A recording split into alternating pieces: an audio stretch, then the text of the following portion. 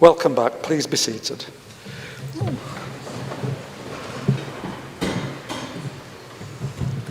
Can I again remind members to make sure that their mobile phones are on silent, please? Could I also ask members of the public to also make sure that theirs are on silent also?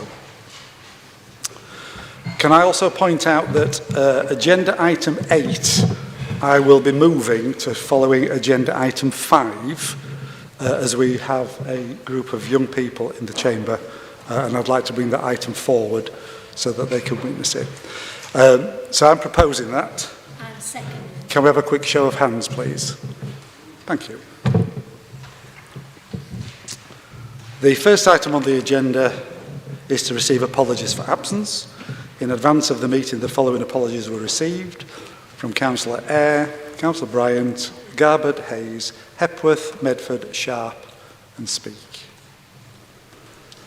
Councillor Appleyard has also informed me that she may need to leave the meeting early. Are there any further apologies that wish to be noted? Thank you. Agenda item 2 is for member declarations of interest. Will members declare an interest please identify themselves, and for the interest of clarity and completion, the yellow form before the end of the meeting. Firstly, are there any disclosable pecuniary interests to be declared? Are there any other interests to be declared? Thank you. Agenda item 3, which is to receive and confirm the minutes of the March Council meeting. Are these minutes moved? Thank you. Are these minutes seconded? All those in favour, please show. That's carried. Agenda item 4 is to do with such announcements that I may decide to lay before Council. Colleagues, it's with regret that I must include in my address a correction of information that was given in the previous Council meeting. I've also asked the Chief Legal Officer to write to all elected members with this correction, and I believe this has been done. I feel it's very important that here today that we also inform members of the public watching this what has been done and what has been said, so as not to mislead. At the budget meeting, Councillor Sharp stated that we, by which I understood she meant Wakefield Conservative and Independent Group, which she is a member of, were told that due to costs or officer pressure, we couldn't make an alternative budget, and that she had an email to prove such thing. This is a very serious insinuation that suggests that officers of the Council did not provide opposition groups with the required support. Council officers are required to be politically neutral, so this would be in a breach of the Officer Code of Conduct, and it is also at odds with what her group leader said in his budget speech. The Chief Finance Officer was also concerned by this, that she emailed the leader and Chief Exec after the meeting to say that she had specifically asked on February the 4th whether the group had reached a decision on whether or not they were submitting a budget amendment. She received a response on the 6th of February to confirm that the group were not submitting any amendments. She considered that statement made by Councillor Sharp to be incorrect. We have now clarified that the email to which Councillor Sharp refers to was sent by her officer supporting the group, and confirms that the group decided not to submit any alternative budgets at the meeting with the Chief Financial Officer to brief them on the Cabinet's budget proposals. We have said before that officers have no right to reply on statements that councillors make in this chamber. So I feel it's only right and proper to clarify in a public meeting that the finance team were at all times willing to assist opposition groups with their budget proposals. Thank you. Since our last meeting, I have had full and varied diary of celebratory events around the district, commencing with Commonwealth Day, International Women's Day, celebrating Persons Veterans Centre receiving the King's Award for Voluntary Service, which I attended along with our Veterans Champion, Councillor Joseph Pritchard. And I also opened the Wakefield Expo event, showing a variety of businesses across the district held in Nottingley, and participated in the Mid Yorkshire Hospital's Hand Across Wakefield event. I've unveiled blue plaques, celebrated retirements, noticeably that of Helen Knowles of Wakefield Hospice, opened new stores, visited care homes and schools, and participated in the school's annual technology tournament. While in a school visit only last week, in my own ward, and we'll leave it at that, I was attacked by an 8-year-old who was carrying the mace, and she was doing a cracking job carrying the mace. I turned to my left and she turned to her right, and my head clashed with the mace. The mace is in perfect working order. There were no dents. My glasses didn't survive as much, and it was rather painful. However, we all live to tell the tale. I've enjoyed numerous exhibitions, galleries and performances, and enjoyed time with Sue Pollard and Millie Johnson. It would be a great pleasure to see you all at the Mayor at Home, which is taking place on Friday the 2nd of May at 11 a.m. until 1 p.m. in the Kingswood Suite. And if you do intend to call in, can you please let Nina and Dave know in the Civic Office? And finally, we're having one last curry evening on the 9th of May to raise funds for my Mayor's charity, Memory Action Group. And at this moment in time, we are in excess of £21,000. Moving on to agenda item 5. Members will see that there is a deputation before Council today. 2 members of the deputation may address the Council for a maximum of 5 minutes. The deputation is not for debate. Members cannot speak to say whether they agree or disagree with the deputation, but you may seek clarification on the matters raised if any is needed. The deputation is regarding the register of private landlords. Please, could the speakers for this item please come forward and present their deputation.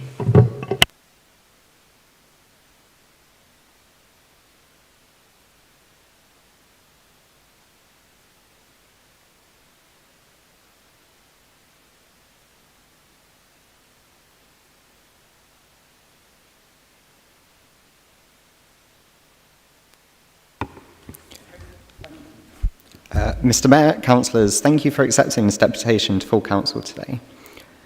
The latest estimate is that there are now around 23,000 homes across the Wakefield district that are privately rented. That's nearly 1 in every 7 homes. It's also estimated that nationally, 1 in every 3 former council houses bought under right to buy legislation has ended up in the hands of a private landlord. According to the Office for National Statistics, the average private rent for a semi-detached property in the Wakefield district is now £807 per month, compared to around £525 per month for a WDH or Vico property.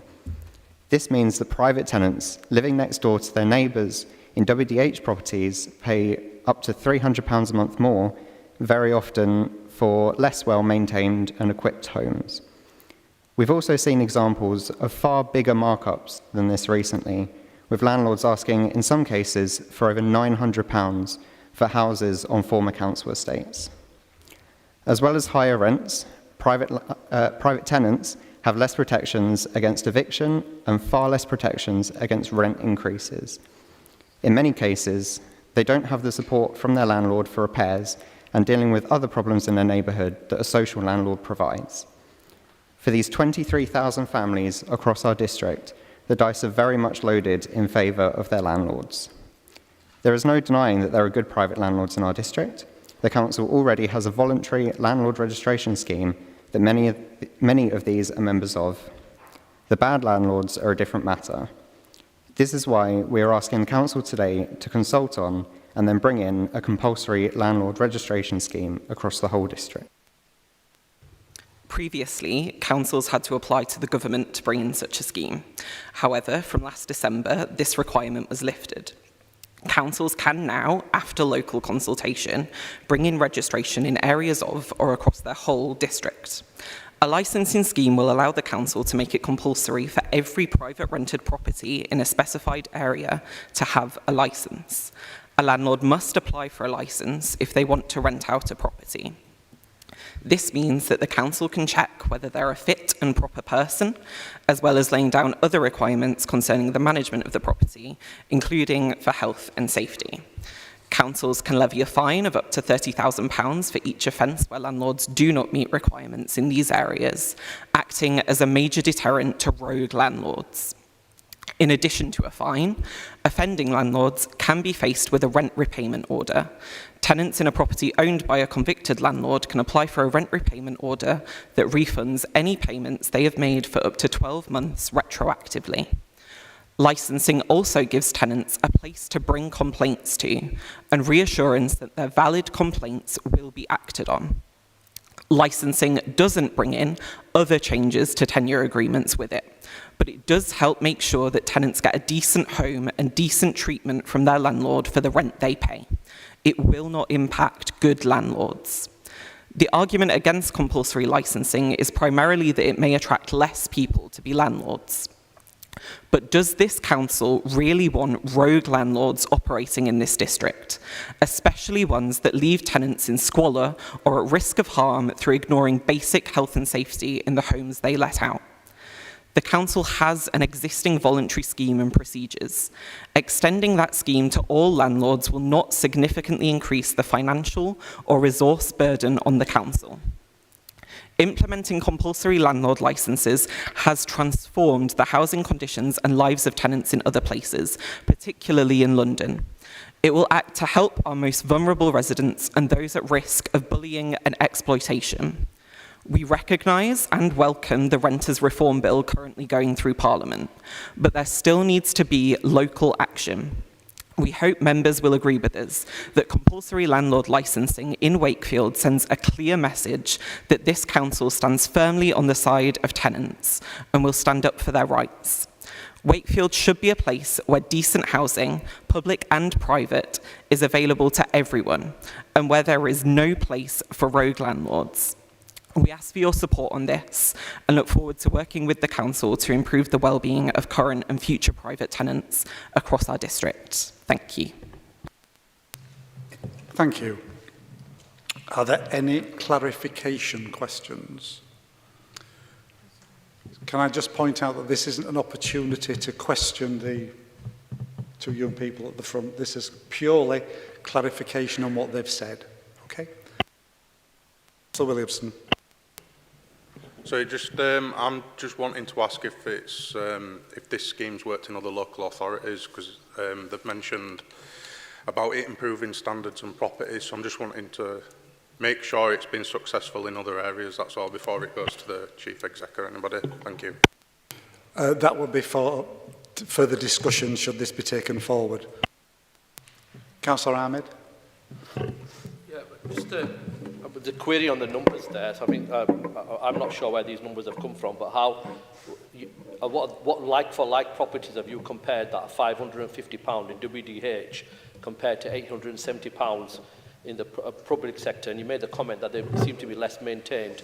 Well, where does this information come from?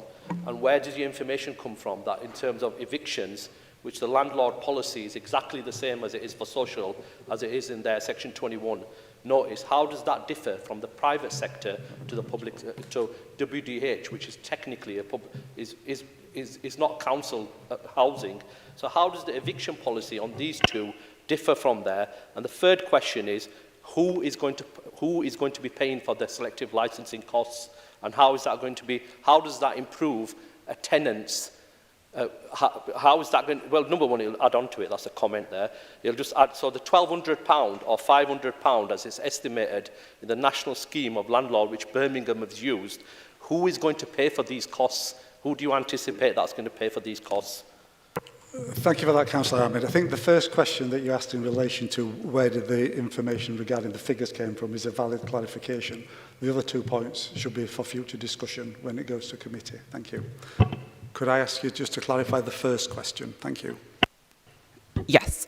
So the figures on the rental prices came from the WDH website and was compared with a like-for-like property that was on Rightmove in the Lupset area. Councillor Keefe.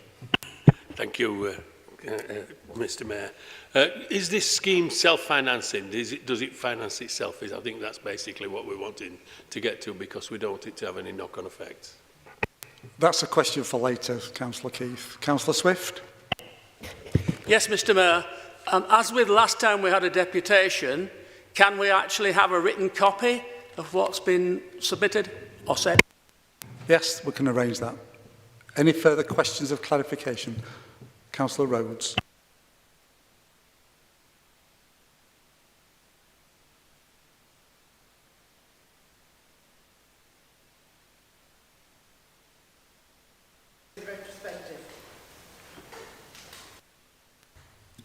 That information is from approximately 6 weeks ago.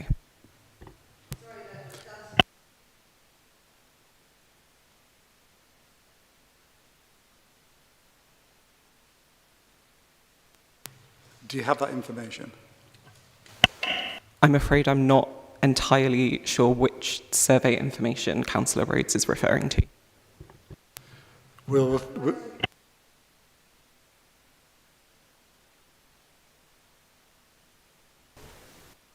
Does it have a year date on it? It's okay. We will arrange for clarification via the Chief Exec when that goes forward. Thank you very much indeed. Any further questions of clarification? Thank you very much. Thank you very much indeed, gentlemen. Councillor Jeffrey, would you like to respond? Sorry, could I ask you just to wait a moment? Thank you. Thank you for bringing this deputation to us and speaking so eloquently on a subject that obviously matters very much to you. It matters very much, excuse me, very much to us as well. Everyone has a right to a decent home and a decent home standard. And we've all heard horrendous stories about rogue landlords. We've tried to bring charters in so that we work with landlords over the last number of years. The Labour Party recently brought the Renters' Rights Bill in, which you referred to, and which we feel is a good way forward. But there are other things that we can do.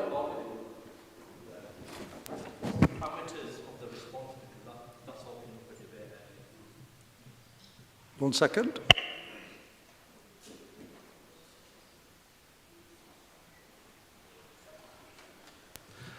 There are no parameters for a response from the leader in this issue, and it will eventually be referred to the Chief Exec. Please continue, Councillor Jeffries. Thank you, Mr Mayor. Yes, as I was saying, that we support the Labour Party's rights bill that has come forward that you referred to earlier. But there are other things we can do, and we are very keen to support a situation about rogue landlords and dealing with people who need homes. The private sector, private rented sector, is very important to people who cannot afford to buy a home, but it must be in the right circumstances and in the right place. So as part of our constitution and rules, we'll now refer this to our Chief Executive, who will respond to you in time. But I do thank you both for coming along today. Thank you very much, Councillor Jeffries. Thank you very much indeed.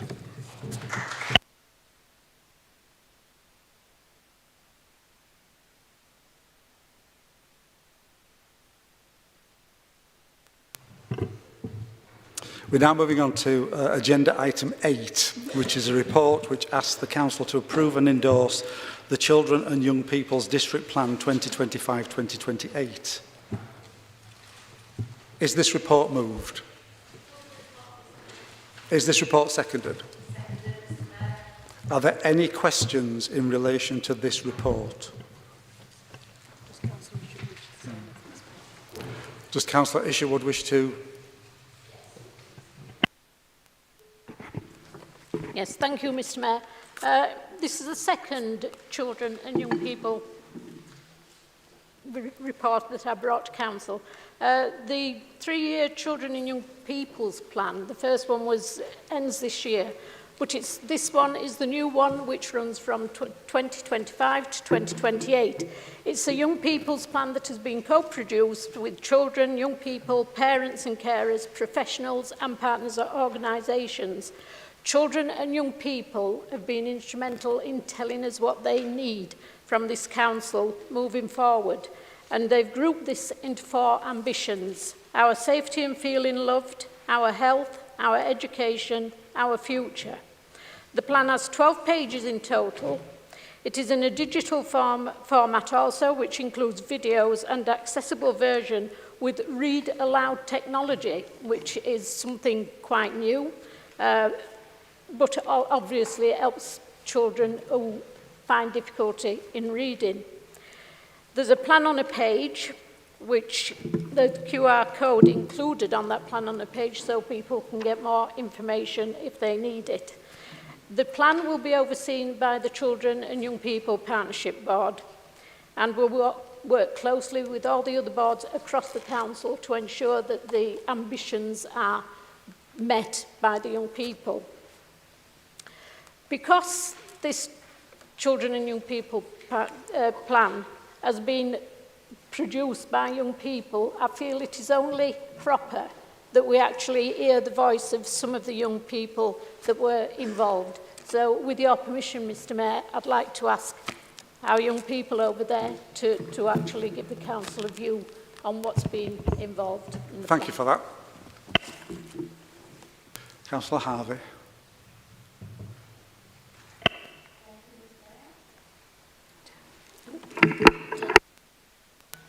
Thank you, Mr. Mayor, and thank you, Councillor Eastwood, for this report. And I'm in particular interested in the survey that you have conducted for the young people.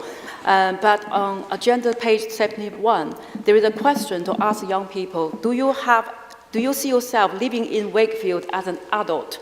Unfortunately, more than half of the young people say no, they are not going to be staying in Wakefield. Could I just ask Councillor Eastwood, what is the reason behind that, and what can we do to actually retain the talent of our young people and make sure that they enjoy the birthplace that they actually develop in, and also can live and progress and contribute to this community in the future? Councillor Eastwood, can I ask you to park your response to that question until the young people have spoken? Okay. Just press the top button. Thank you.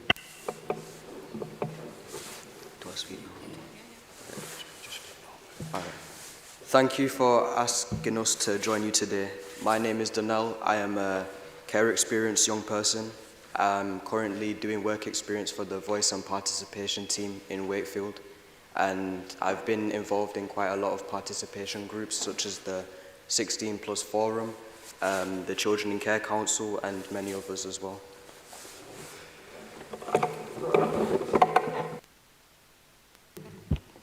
Hello, my name is Reese. I am also a care experienced young person. I have been involved in the training of foster carers and newly student social workers. I'm also part of the 16 Plus Forum, and recently I have been interviewed by ITV News to promote foster carer recruitment. I'm AJ. I'm part of the Build Our Futures group, which helps put together the Children and Young People's Plan. I've also helped within the BOF summits and groups around BOF.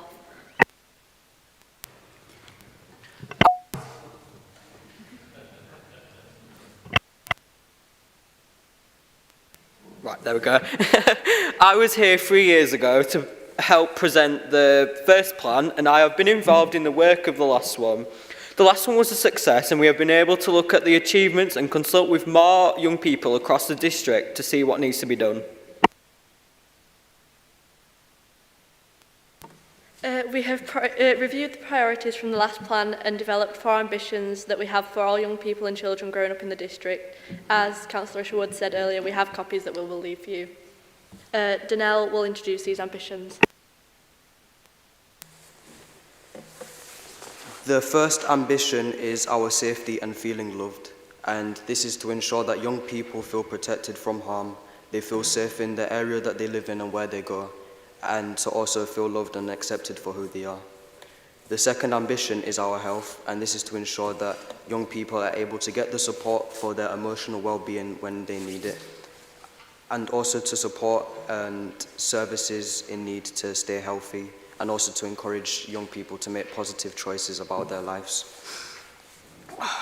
The third ambition is our education, and this is to ensure young people are ready to begin their learning journey, to ensure that they're happy and feel included in the places where they learn, and to able to push them to achieve their needs and to make sure that they are being met.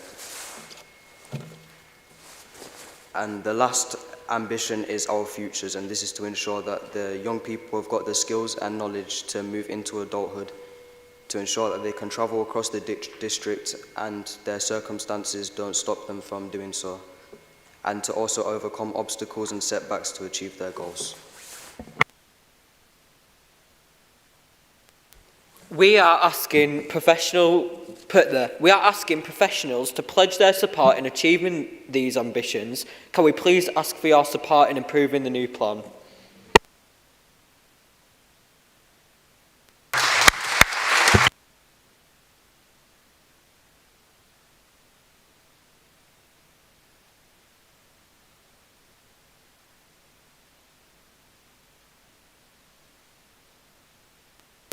Thank you for that, and also thank you for speaking clearly, which a couple of us, including me, could learn from you, so thank you for that. Councillor Isherwood. Yes, thank you, Mr Mayor, thank you for coming and giving your impressions.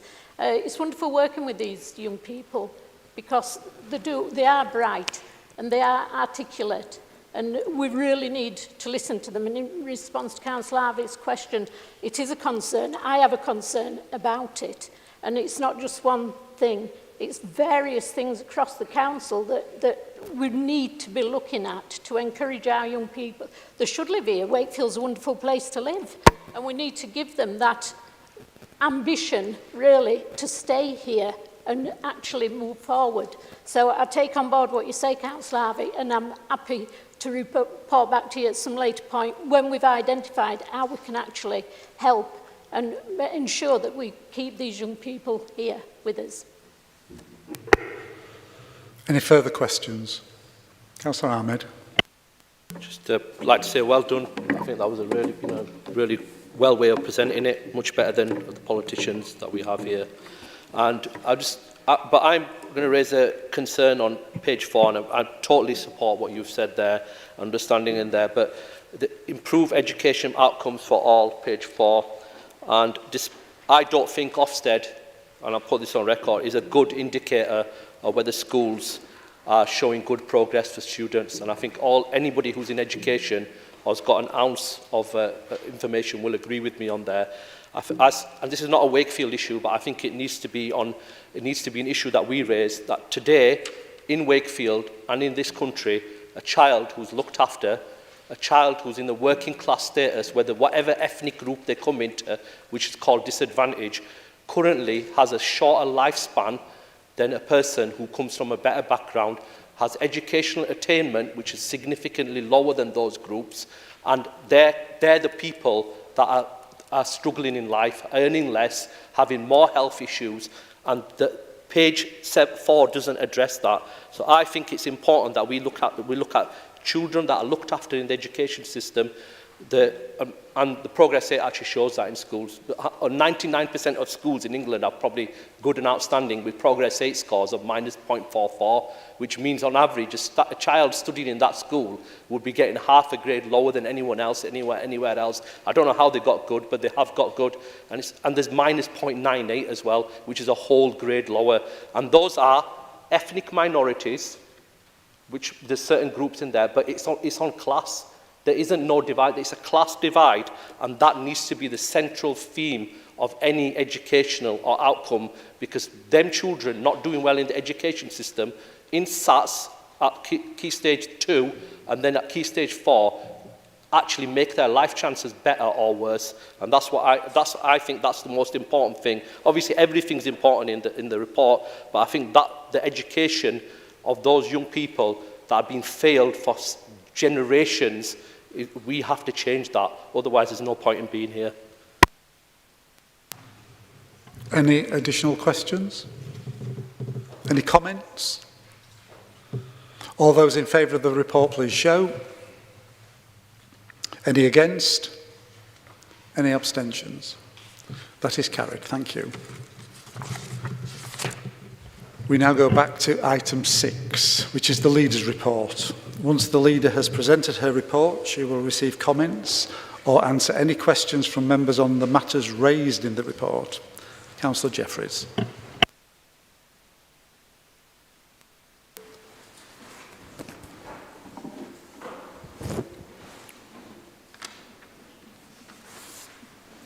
Thank you, Mr Mayor. It's been an extremely busy week for members and officers across the council. We've got the Ofsted report with children, and we've got the CQC inspections going on. So it's been a busy time for officers and members. And I know that Councillor Isherwood and Councillor Collins have been heavily involved with this, as well as our senior officers and indeed junior officers across the district. It's always a telling time when we have inspections, but of course we're all hoping for really good results, and I'm sure that Margaret and Michelle might want to raise this. Since the last council meeting, we've had the government spring budget. Whilst some of the things that have come forward were good, the NHS, 2 million on social and affordable housing, 4.8 million on potholes. But the Labour group, we're very aware that some of the things were not things that we would support. And we've issued a statement asking the government to reconsider and put the burden on the broader shoulders, introduce a wealth tax, etc., or something else. But we feel that we need to do that. We've written to government ministers and we've written to our MPs, and we should be responding to the Green Paper and putting our comments forward. The other things that have been going on are the... we had a visit from the Minister of Employment, Alison McGovern, with the Mayor Tracy Braben to the Job Centre Plus a week ago. And Wakefield is going to be a pilot scheme for West Yorkshire as a pathfinder project to get people back to work, which I think is something that we can all support. If we get people back to work, then we'll get more money, and we need money for local government. So I think that was quite a step forward, and I was pleased. And I know Michael had the visit that we are being considered as the pilot scheme. The other thing, which is more light-hearted but good news, the success of our year, and particularly with the hatching and Michelle and Hannah's dragon. Can't let you forget, Michelle, it was your dragon first. But we've been nominated for the MUJ Awards later this year. So again, that is excellent news that we've been recognised, and it certainly was our year for culture and events across the district. And I would just finish by, if you look at your agenda and you look at the cabinet reports that all my colleagues have put forward, I hope everybody reads these, because it's astounding how much work you all do along with your areas and your officers. It really is amazing the good things that we're doing across this district, and sometimes I think we don't shout enough about it. So I hope if people are listening in, or my colleague here could give us some good news, but just to thank you all for all that you do, because you really do so much in the departments. I'll leave it there, Mr Mayor. Thank you, Councillor Jeffreys. Are there any comments or questions to Councillor Jeffreys on matters raised within her report? Councillor Ahmed. Councillor Jeffreys raised the matter on the spring budget, or whatever you want to call it. As a leader of this council and a Labour member, can she explain to us which of those items that were in this budget were in the Labour manifesto? No, I'm not prepared to answer that. Any further questions to the Leader? Councillor Harvey. Thank you, Mr. Mayor. In the last council meeting, and of course the Leader of Council mentioned about the budget, so most of the councillors here proved that from the 1st of April, 100,000 to 255 per annum for the permanent commercial director salary package. So I just wonder where we are at with the redundancy package for the people that we lay off. And also in WF1, I heard that we have to further reduce the security team as well. So where we are increasing salaries, salary has been compounding in a way, but however, at this rate of £100,000 per commercial director, that when we actually could not even afford the extra security person in WF1. So how can the council leader justify this kind of pay rise? Thank you.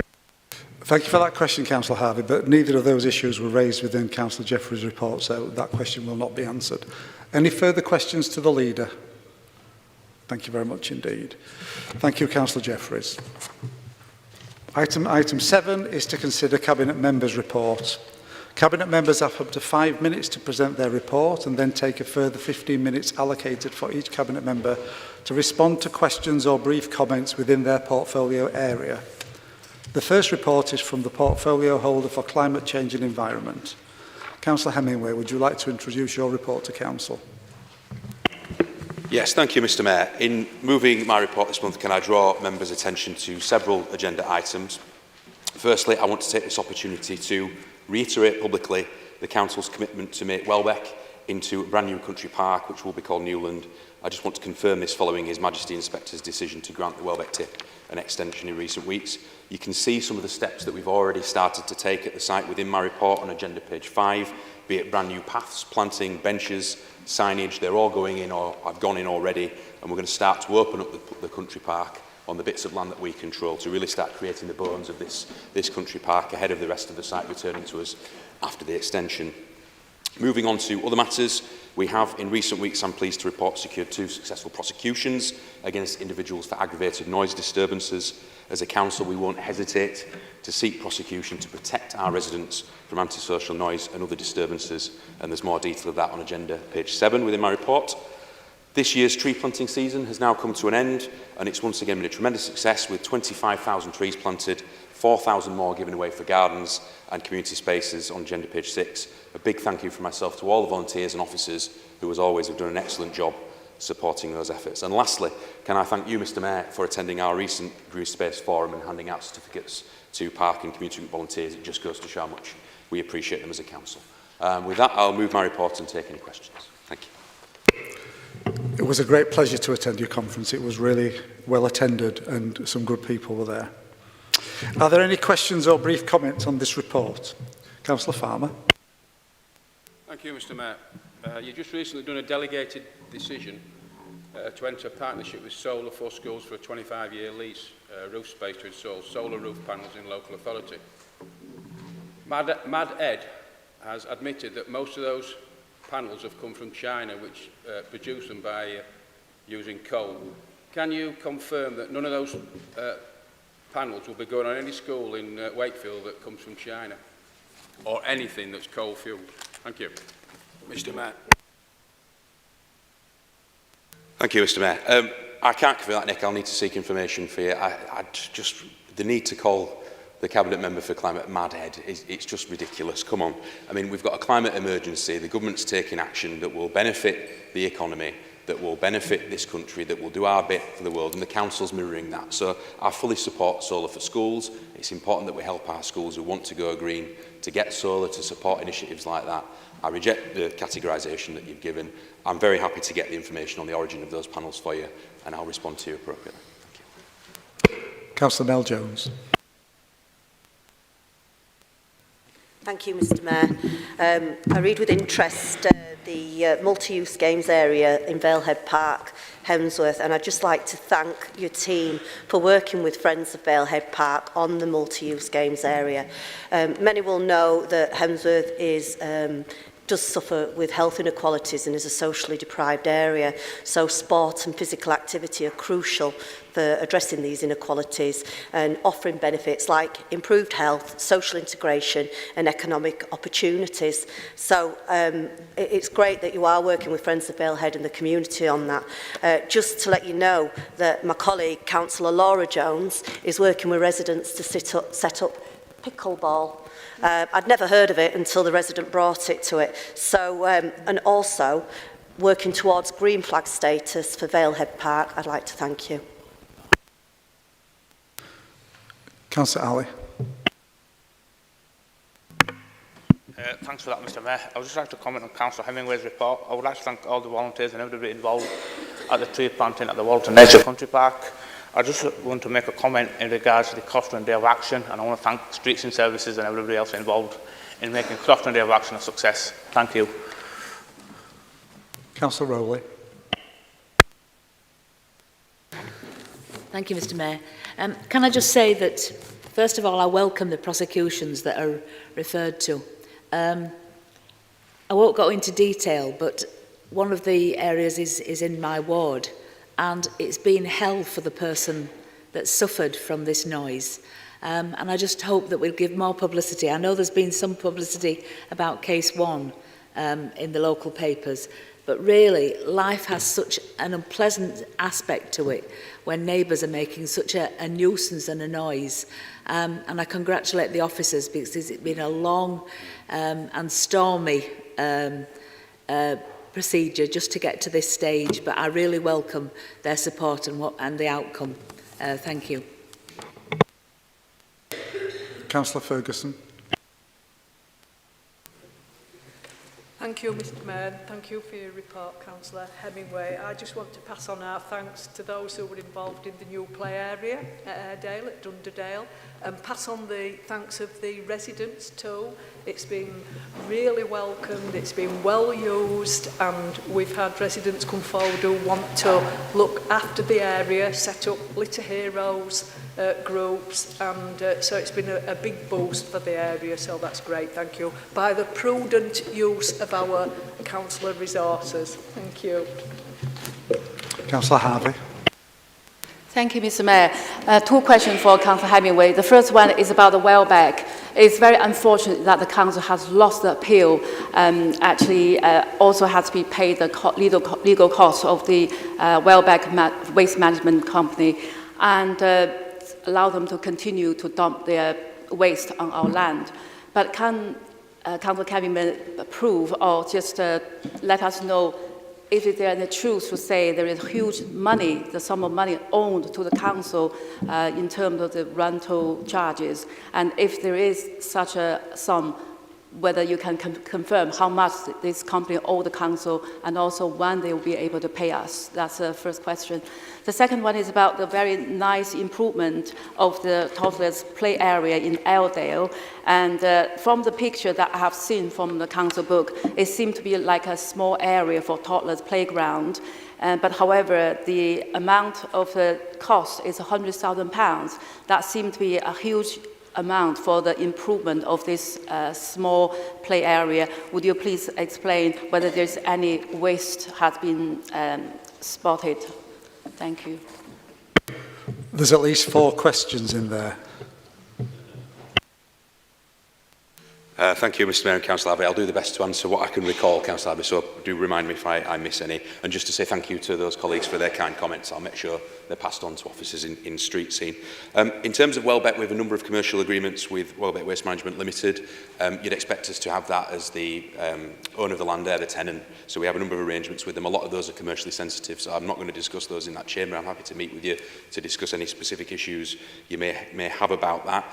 I make no apology for us going out and fighting that appeal on behalf of residents. The planning committee bought it and we lost, and we accept that, but that's the right thing to do, that we stand up for the decisions of this council and the democratic will of the people. So it was the right thing to do. Yes, there are costs, But what would the people say if we didn't fight the decision? If we'd said, no, we're going to roll over and let the company out? You have to fight sometimes and take a principled stand. So that's absolutely what we did on Welbeck. In terms of the 100k for a small play area, I'm not aware of the specifics of that case, exactly what's requested, what land works are required. So I'm not going to speculate on that. What I will do is offer to meet with you and get further information about that specific play area and what the specific requests are and other costs before I comment on whether costs are appropriate or not, but we'll make sure that we get value for money in whatever scheme is delivered there. Thank you. I've got one more person to speak. Are there any others? Okay, Councillor Appleyard. It's just to pass on the thanks, Jack, to the team for the work done at Pontefract Park and the lake, which is now a reservoir. It's a much loved facility, so thanks to the team, and fantastic that it was done ahead of schedule, so thank you. Councillor Salim. Yeah, it's just a comment. I just want to say I'm really pleased to see that there's some form of awards going to be organised for litter pickers across the district who do a fantastic job within their voluntary time, really. And I mean, just a week ago we had young Esther organise litter pick at Sandal, which covered also Eastward, so we worked collaboratively, and that's organised the litter picks, and Stuart were there, so it's really good to see young people engaged on learning about the environment and take care of our environment as well, so thank you. Thank you very much indeed, Councillor Hemingway.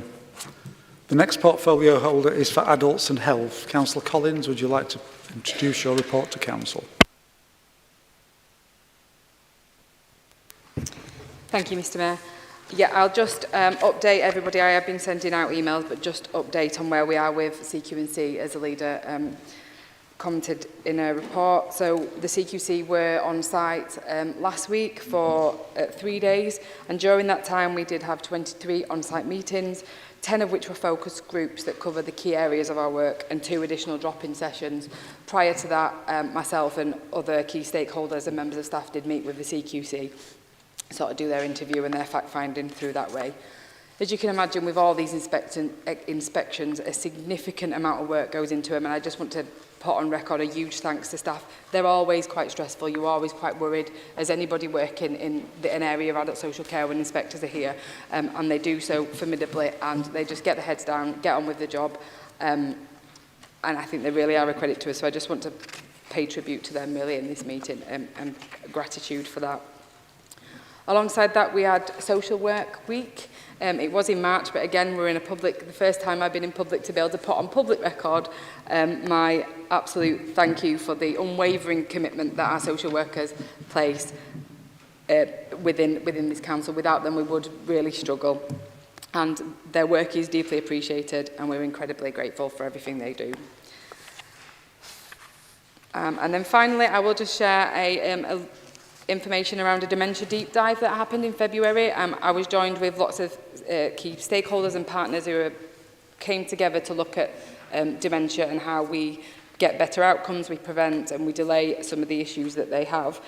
We did have people with lived experience there, and it was really poignant. They've made a lovely film that's on YouTube. I can share that link for everybody, just about what it really is like to live in their lives, some with early onset dementia, and actually how we can make things better for them and ensure that they live well for longer. And in the report, you will look at the Music for Memories, which I think is just one of the many ways in which we can support residents in our district to live well for longer. And with that, I take any questions, Mr Mayor. Thank you, Councillor Collins. Are there any questions or comments to Councillor Collins? Councillor Farmer? Thank you, Mr Mayor. Your new Health Minister, Ashley Dalton, says it's okay to self-identify as a llama. I have no idea what that's all about. Can you confirm whether or not you're going to send us on some silly woke course about self-identification of llamas and all some guidelines? And can you, Mr Mayor, just to confirm, I am still on planet Earth, aren't I? I don't think that that's a fair or relevant question to a Cabinet member of Wakefield Council, but thank you for your question, Councillor Farmer. And yes, you are still on planet Earth. Just. Any further questions to Councillor Collins? Councillor Collins, thank you. The next portfolio holder is for children and young people. Councillor Isherwood, would you please like to introduce your report? Yes, thank you, Mr Mayor. And as the leader said, we did have an Ofsted visit. It was a short 2-week visit, and there was an awful lot of work involved in that. So I'd like to recognise the hard work that all the officers involved did during that period. We will get the report through in May, so we'll be happy to present that to Council when we receive it. One of the highlights of the presentation of the report is the Fostering Hub Home, which was opened earlier during April. And this is one of the first ones, I believe, in the country, and it will help to develop support and assistance for foster carers and the young people that they're going to be supporting in the future. I was also pleased to attend the Care Forwards Awards with yourself and present to the young people. These are always really joyous occasions, as you'll agree with me, and to see the love and happiness that people have at these meetings. It was really good. I always enjoy going to those. Yesterday, I was delighted to present the certificate, the UNICEF UK Baby Friendly Initiative certificate to the teams who support our mothers and babies across the district. It's the wonderful team, and as you know, I'm a great advocate for breastfeeding, and I wish more people would look at it, but I know that the teams are working hard to get mothers and babies into the groups that go there. And finally, I want to mention the Foster Carers Choir, who went to an event down in London. They're a wonderful group of people who got together, actually, I believe, through COVID, when they actually shared online and started singing together. And I want to congratulate them on the work they do. And with that, I'd like to move my report, Mr Mayor. Thank you. Thank you for that, Councillor Isherwood. Are there any questions or brief comments on the report? Councillor Gert? Yes, thank you, Margaret.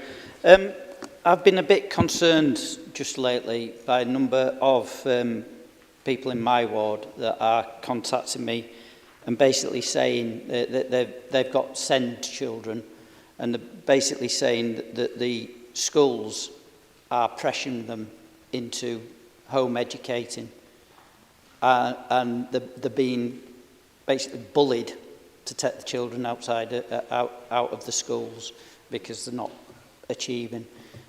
Do you have any figures on this? And is this something you could look into? Because it is quite concerning. Thank you. Yes, it is a concern. I don't like to hear that at all. I'm quite happy to meet up with you afterwards and perhaps could have a discussion and look at some of the information that I can get, if that's okay. Councillor Harvey. Thank you, Mr. Mayor. Just a big congratulations to Councillor Isherwood for winning this Best Practice Award from the NHS England. They must be the last one for you as well, because no such a thing as NHS England. And although I still have quite a lot of cases in my ward related to the SEND children, but I think that we're definitely on the right trajectory, and you have done so much good work with the colleagues at the council, so congratulations. Thank you, Councillor Harvey. Are there any additional questions or comments to Councillor Isherwood? No. Councillor Isherwood, thank you. We shall now move on to the portfolio holder for communities and poverty. Councillor Cummings, would you like to introduce your report to Council? Yeah, thank you, Mr. Mayor. Just a couple of things I want to mention. First of all, I want to congratulate the Domestic Abuse Service for being nominated for a West Yorkshire Police Award. We await the outcome of that, but they did actually, were first responders to a very upsetting case, and they've been recognised for their work there. Anybody who has any armed forces events on the 8th of May, can you let Josie know, Councillor Pritchard know, that there are events and that she can put them on the Armed Forces webpage. I want to mention that I'm really pleased that the household support fund vouchers are currently going out. They went out for Easter. The first lot's gone out now. I've reported in the report when the rest will go out. Around the Vogue Champion, I was really pleased that you, and I've put it in the report, thank you for awarding me that. I have hit the ground running. I have been speaking to some victims. I've been speaking to the families of some victims of people who have actually been abused. And we are looking now and approaching certainly the West Yorkshire Mayor and the local MPs to have a look at the early release scheme for people who actually commit serious violent sexual offences. With that, I'm happy to move the report and I'll take any questions. Thank you, Councillor Cummings. Are there any questions or comments to Councillor Cummings? Councillor Farmer.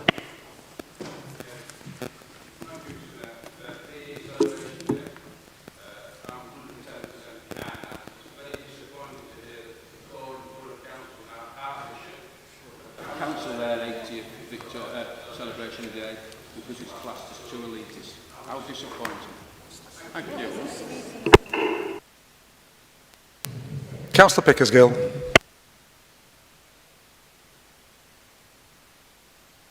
Thank you. Yeah, just to, first of all, thank people involved in organising the member seminar on tackling violence against women and girls. Quite a few of us were there. It was pleasing to see what's being done in the area. However, I think it's fair to know it is really difficult at the moment when so many powerful figures in our world are associating themselves with people who are preaching misogyny. I think Gareth Southgate reached, I think it was Reith Lecture, but he spoke out against the sort of the stuff that's happening at the moment. We've seen the production of that drama that seems to have a lot of attention that took place in our area and has sort of grabbed up, I think, a lot of the public debate. But it is really sad when you see the level of protection that some people who are spreading misogynistic hate all the time, the fact people get in the news every day who identify as misogynists. So I commend the work that's been done. The seminar was very helpful. I just wish the climate of opinion online and in other areas were a little bit better. Yeah, thank you for that. It was a really good seminar, and thank you for those members that actually attended. And if anybody hasn't seen Adolescence on Netflix, you need to watch it. Councillor Walton. Yeah, I just want to say a big thank you to Maureen and the team for helping to set up the Reclaim the Night, which will happen on the 27th of November. This is a really good opportunity, following on from David Pickersgill's comments, that it's a moment of time where we can all get together and stand on the streets, reclaim the night, not just for women and girls, not just to stand up for violence against women and girls, but as a collective.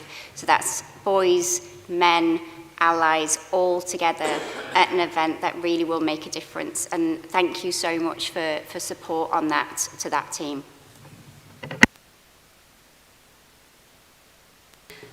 And everybody's welcome to come. Are there any further questions or comments to Councillor Cummings? Councillor Cummings, thank you. The next report is the portfolio holder for Culture, Leisure and Sport. Councillor Appleyard, would you like to introduce your report?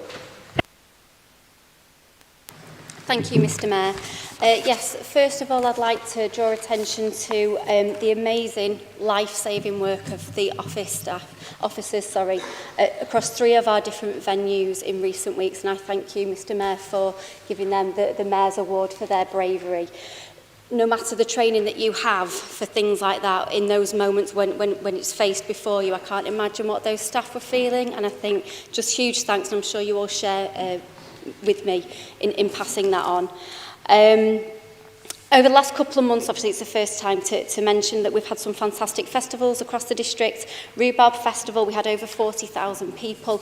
I'm sure many of you were there. At certain points you were kind of shuttling along because there were so many people. You had rhubarb kind of left, right and centre, kind of poking out of people's bags. It was a fantastic event, and it timed with the opening of Wakefield Exchange.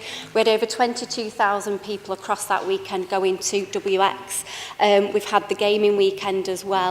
It's just, again, a fantastic moment, bringing people together to celebrate and to show off our fantastic city centre and the amazing kind of cultural activities. Please do follow Wakefield Exchange online if you don't already. We've got a comedy night coming up, which I know Councillor Morley's really looking forward to. There's lots going on, so please do kind of come along and support it.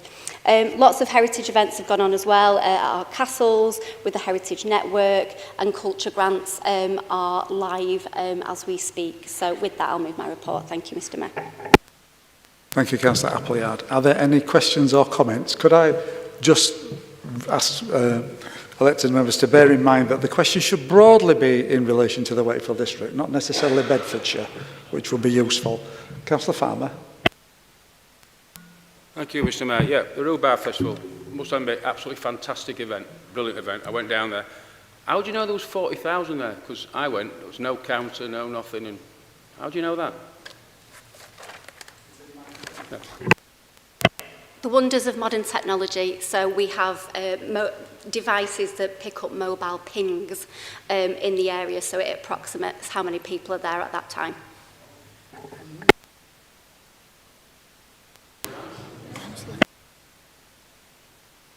Councillor Khan. Thank you, Mr. Mayor. Can I thank the Cabinet member and the team for all the work they've done in delivering the mural in Normanton. It's a fantastic piece of work, and thanks to all the team. It's gone quite well in the community. It's very much appreciated by the residents. So thank you so much. My pleasure. It's an absolute beauty, isn't it? So, and again, get yourself to Normanton and go and see it if you've not already. Councillor Roberts. Yeah, thank you, Mr. Mayor. I didn't quite know whether I should be asking Councillor Cummins this or yourself, but luckily you both follow each other anyway. I was just wondering if there are any plans to use the new Wakefield Exchange building for LGBT Pride in Wakefield this year, and if you could elaborate if there's any plans on that or if you're saving it. That's certainly something that we would welcome, and we can kind of work on it together, absolutely. Any further questions to Councillor Appleyard? If not, thank you very much indeed, Councillor Appleyard. Moving on to planning and highways, Councillor Morley, would you like to introduce your report to Council? Thank you, Mr. Mayor. Yes, on agenda page 33, I'd just like to highlight the school streets that we've done. Well, 14 of them now across the district. Most of them have been accepted really well, obviously some tweaks, but the main thing about them is making sure that children get to school safely. That's what we're all about. So I welcome them, and something we'll look to maybe progress in one form or the other. And then just lastly, it didn't seem 2 minutes to announce that the winter gritting was starting. What a quick winter it's been, what's happened. But now winter will be coming to an end. So it's just a thank you to them snow wardens and the gritting team and the volunteers across the district that have kept us safe through this winter. I hope it doesn't snow now in the next couple of weeks. We're still not out of April, but it's just a massive thank you to them. So with that, I'd like to move my report, and I will take any questions, Mr. Mayor. Councillor Mel Jones. Thank you, Councillor Morley. It's great to see supporting active travel in the form of the new cycle and scooter parking at Kingsmeadow Academy in Kinsley.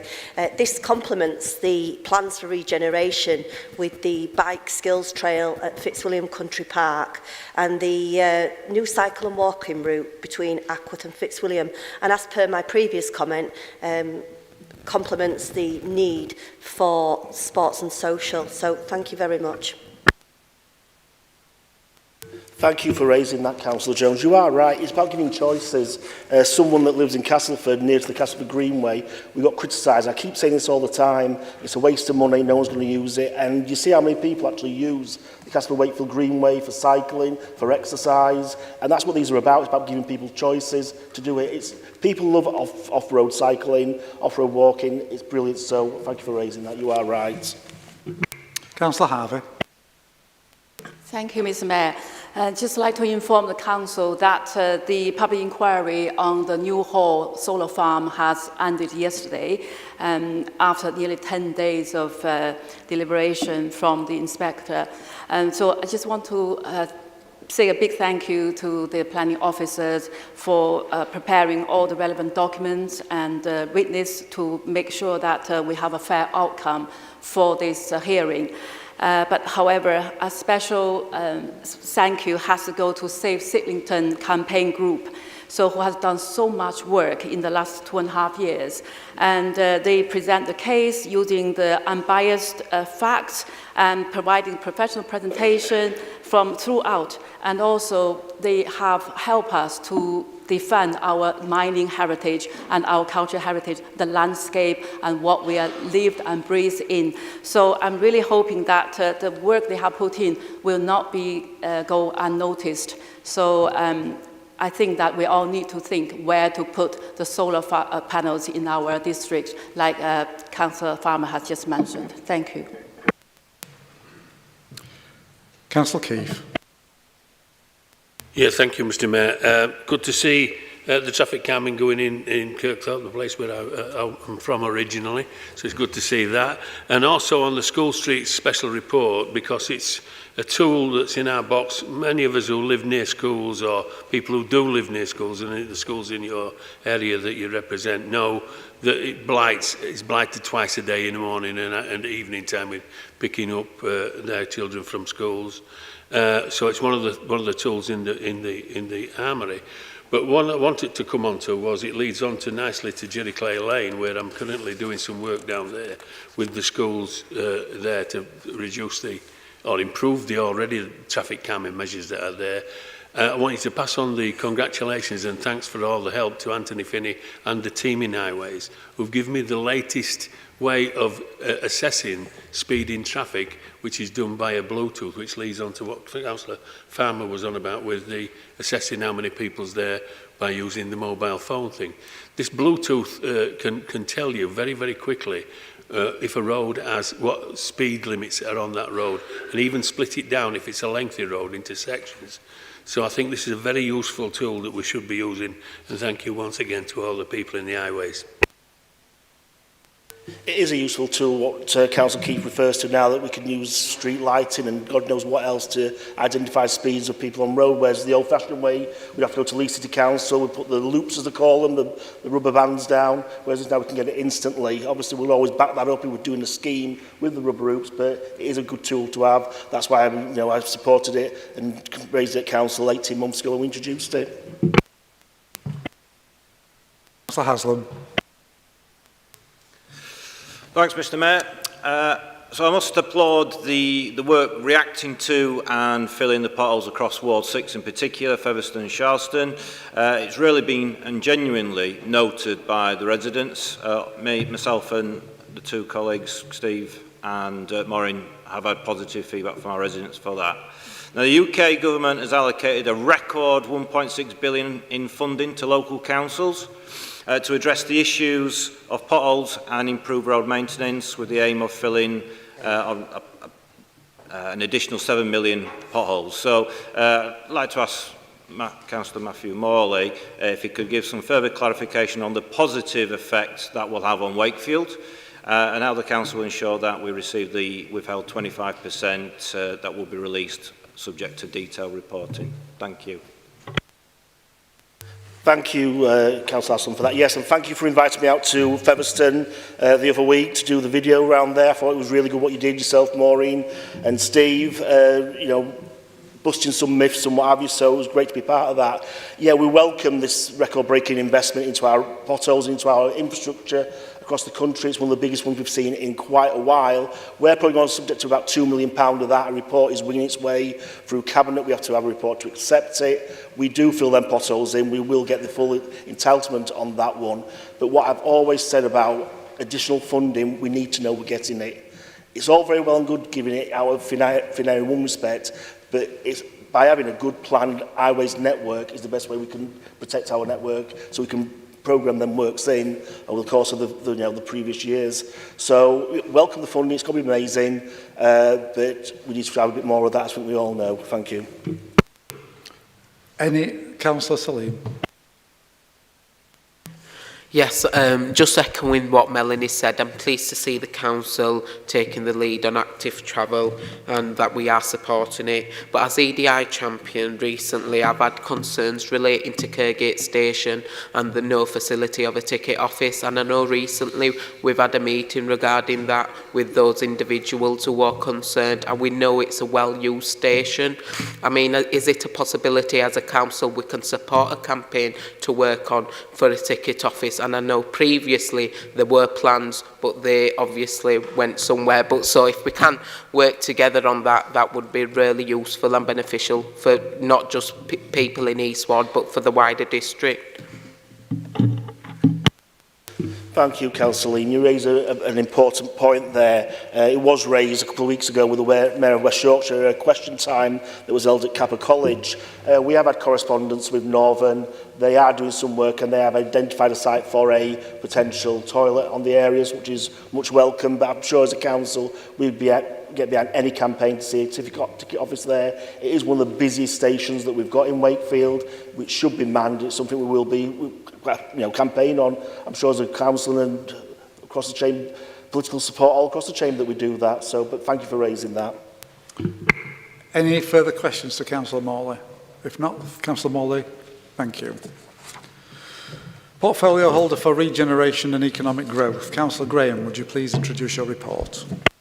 Thanks, Mr. Mayor. I'd just like to highlight two things. First of all, the Ofsted inspection. I mentioned it last month that we had them into adult services. I can now confirm that they achieved good.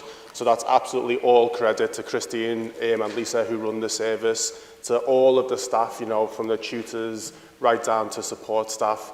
Everyone supporting that team. And also to the governors as well, who behind the scenes have helped to run that service and lead it to such a good result. So proud of them, and I hope, you know, that continues across every department. I'm sure it will. And secondly, just to highlight the work that's going on in Agbrug.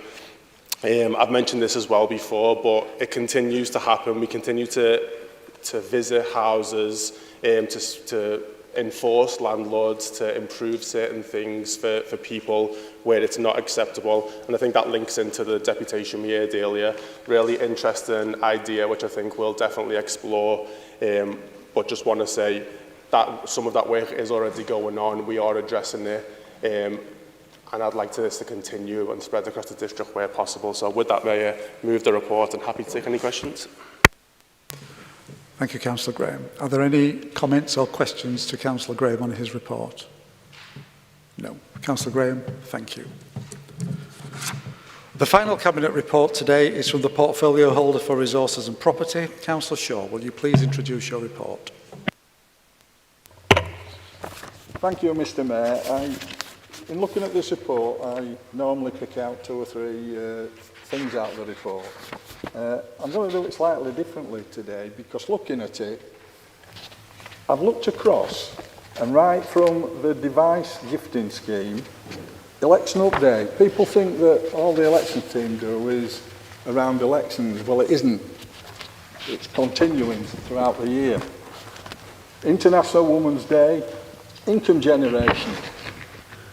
When we talk about what the council's been going through over the past, certainly the past couple of years, and when we look at whether we're going to get enough money from central government or that side of it, well, we want to stand on our own. We want to start looking at income generation.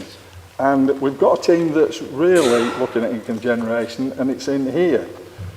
Council tax, business rates as well. But what a fantastic update on registrar's update. Look at the pictures. Look at this is somebody who's really driving that particular part. It's fantastic. And we've got 187,000 views using technology. This is the sort of innovation that we're looking for, certainly within the council. And council officers are driving this forward. We've always time to talk, and then we shouldn't forget, and all of us, certainly on this front row, and I'm sure behind me as well, we do thank people, and sometimes people look and say, are we thanking them when they should be doing their jobs and things like that? Well, I'll tell you what, all our council officers, as well as colleagues behind me, they go beyond the pale. They go beyond the jobs. They don't just do the job. They come here, they push forward, and I'd like to give a big thank you, certainly to my team, and looking at this report, right across my team, and it's one of the biggest in the council. And I'd like to give a really big thank you, not just for the innovation they're looking at, how they're looking to drive this council forward, and I think it's a testimony to certainly the people behind me as well. So thanks to everybody, and with that I'll move my report. Thank you, Councillor Shaw. Are there any comments or questions to Councillor Shaw on his report? Councillor Ahmed. Agenda page 40, it's income generation and surplus property in relation to Castle Grove School, which conveniently has passed its 10-year limit of being sold. And I'm assuming that the permission from the DFE is being gained, which allows it to be sold at this time now. What consultation has taken place with elected members or those residents nearby on the status and the selling of this land, etc. So I just want to know what consultation has been done with elected members and those that live nearby in this area. We'd always take that into account. We always talk to people in the area, ward members, before a final sale goes through. It's important because ward members and the constituents around that area, they're the ones that live there. We'll always do that. There are some times when you've got to weigh up where we're going as a council and where we're going in income generation, and sometimes we have to convince people who live in that area, and we do what we can to convince the people who live in that area.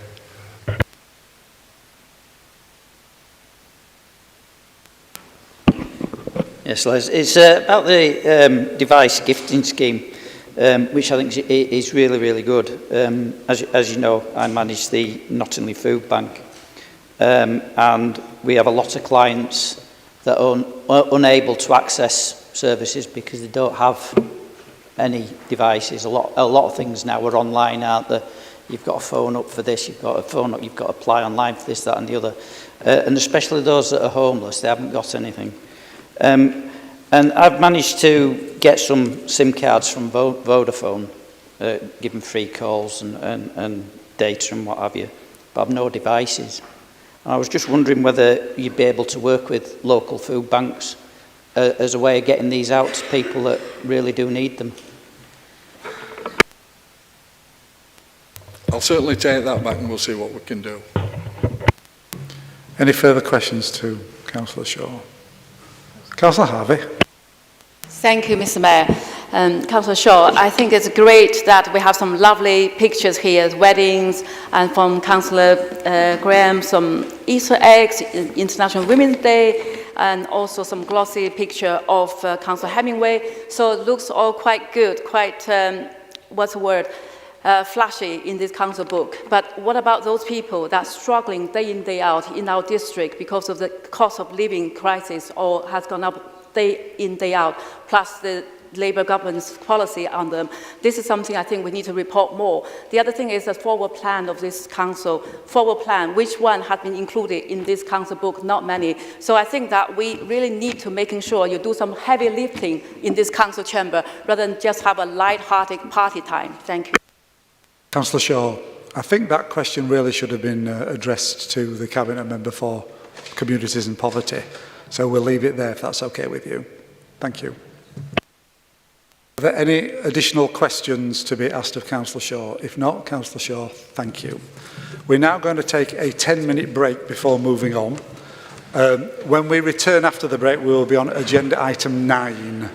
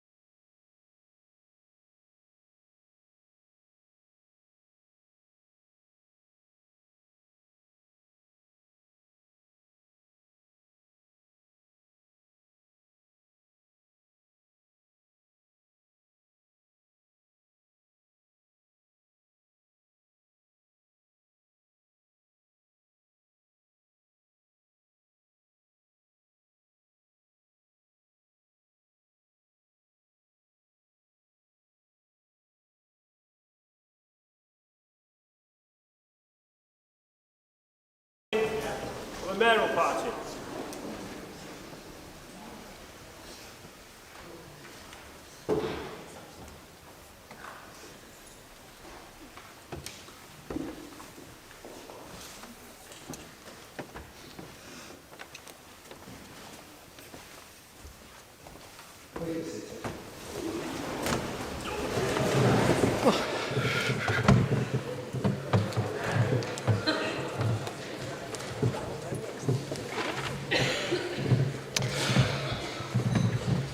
Agenda item 9 is for questions on notice, details of which are set out in the council agenda. The first of the questions received is from Councillor Williamson. Councillor Shaw, would you please reply to the question? Thank you, Mr. Mayor. The reply is, the soft facilities management team is currently going through an organisational change, and the new structure and job description are currently proposed. The consultation is currently running, and therefore it wouldn't be appropriate for me to comment at this time, not to sway any opinion for individuals completing the consultation. All employees who are part of this organisational change have been fully briefed and are fully aware of the communication channels open to them to provide comments and ask questions on the proposed structure and job descriptions. Council procedure rules entitle the questioner to one supplementary question, but it must arise directly out of the original question posed or in the reply given. Councillor Williamson, do you have a supplementary question? Yeah, thank you. I understand there's a consultation going on, but I think the cabinet member could answer like why the proposals to this team in particular are being proposed. The cuts. I'm sorry, but I can't, not while the consultation's going on. Thank you for that, Councillor Shaw. The second question received is also from Councillor Williamson. Councillor Shaw, would you like to reply to this question? The trustees of the workshop had contacted Property Services in September 2024, explaining their desire to bring the lease to an end due to retirement and their inability to continue with activities, and the responsibilities that they had for the property under the terms of the lease. I'm aware that Councillor Williamson had subsequently contacted officers explaining a desire to continue running the workshops, with some new people willing to get involved as new trustees, if the termination notice could be rescinded and a longer lease offered. The notice could have been rescinded if the current trustees had contacted us wishing to do so, but they didn't. As trustees, they had a personal liability for the workshop and the lease of the property, which they were no longer able to carry, and so wished to bring those responsibilities to an end by terminating the lease. Also, on the 6th of November, a coordinator from Communities arranged a meeting between herself and Councillor Williamson, and another coordinator who was a specialist in social enterprise and charities to take place on the 8th of November 2024. Regrettably, Councillor Williamson did not attend the meeting. The coordinator received an email from Councillor Williamson to apologise for missing their meeting, and he didn't take up with her of an offer of another meeting.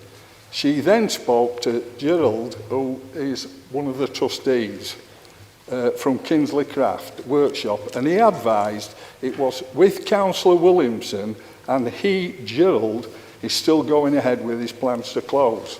I think that's quite a succinct answer to the question. Councillor Williamson, you have the opportunity to ask one supplementary question. Thank you. You just have to bear with me though, Mr. Mayor, because there's quite a bit to go through in that answer.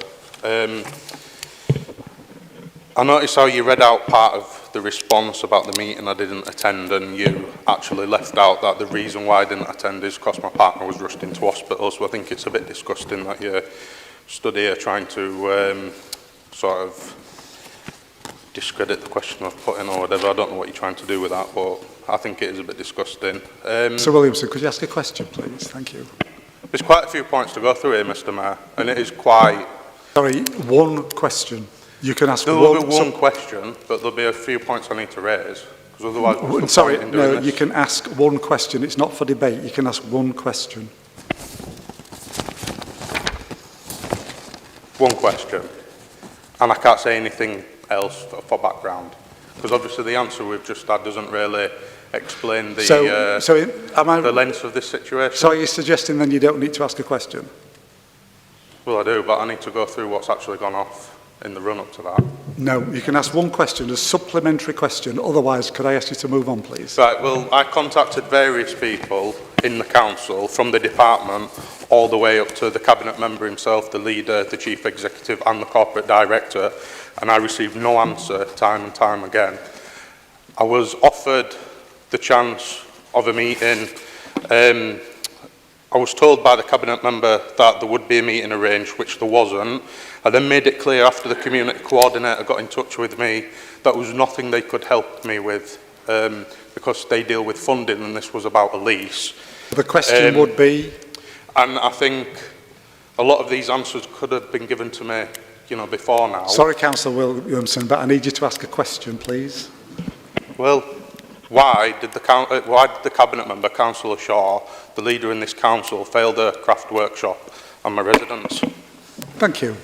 Would you like to come back, Councillor Shaw?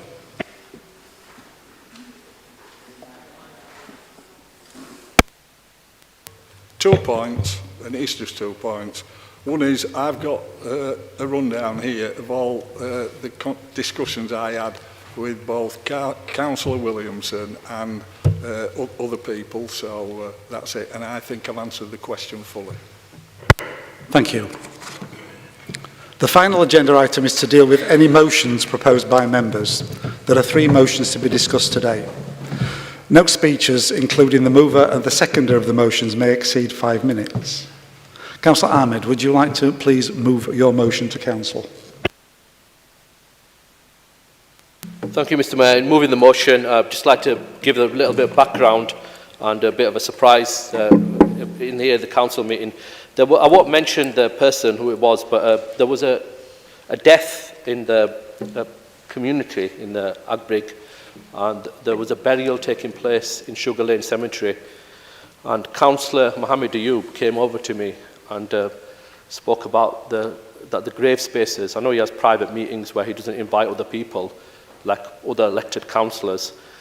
Maybe he has exclusive right of being the only Muslim councillor in the council chamber. But when he was doing that, he mentioned that the grave spaces in Wakefield were being taken on the both sides of the graveyard, and they were running out. And Sugar Lane was his preferred option of being extended into the allotment space in there. That's what he said to me. I mean, maybe he's forgotten that, and that's what he's done in there. So I'm hoping that I was hoping that, you know, have some shame and you know, a bit of integrity before moving a motion which removes Sugar Lane as one of those areas. So, but I was that was the reason why I raised the motion, because I was waiting for other members to raise it, because Sugar Lane obviously falls on the boundary of South Ward and East Ward, and it is and has been established as a graveyard from 1900 onwards. 1900, so a very historical graveyard. It's known as that, and the allotments came after that land was allocated for grave spaces. So allotments came after that land came, and that was 90 plot holders, and it was, as it was believed, and although it should have been written in paper, that the allotments would be in the future used for burial land, although that wasn't, like we said, legally, that holds no weight, but that was the intention, and that was the original intention for the Sugar Lane area.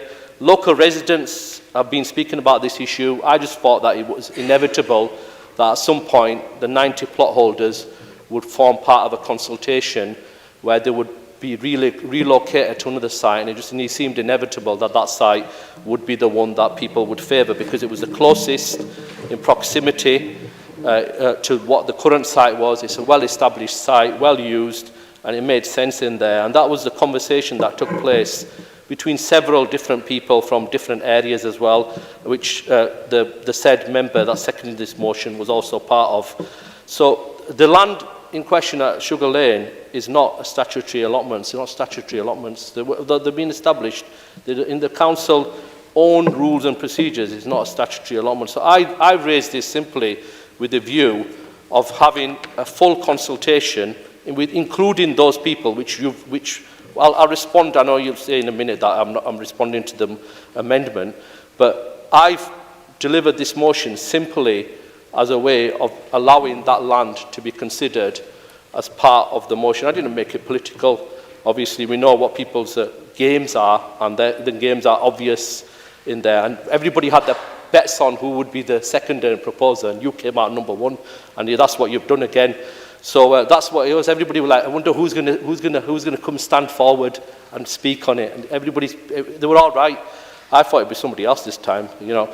But that's what it was. So in bringing the motion, what I did was just take out all of the information, know that grave space for whatever religion the person is or non-faith. Some people choose, including travellers. There was a funeral about, I don't know how long ago, but I went down and spoke to people from the traveller community who prefer to bury.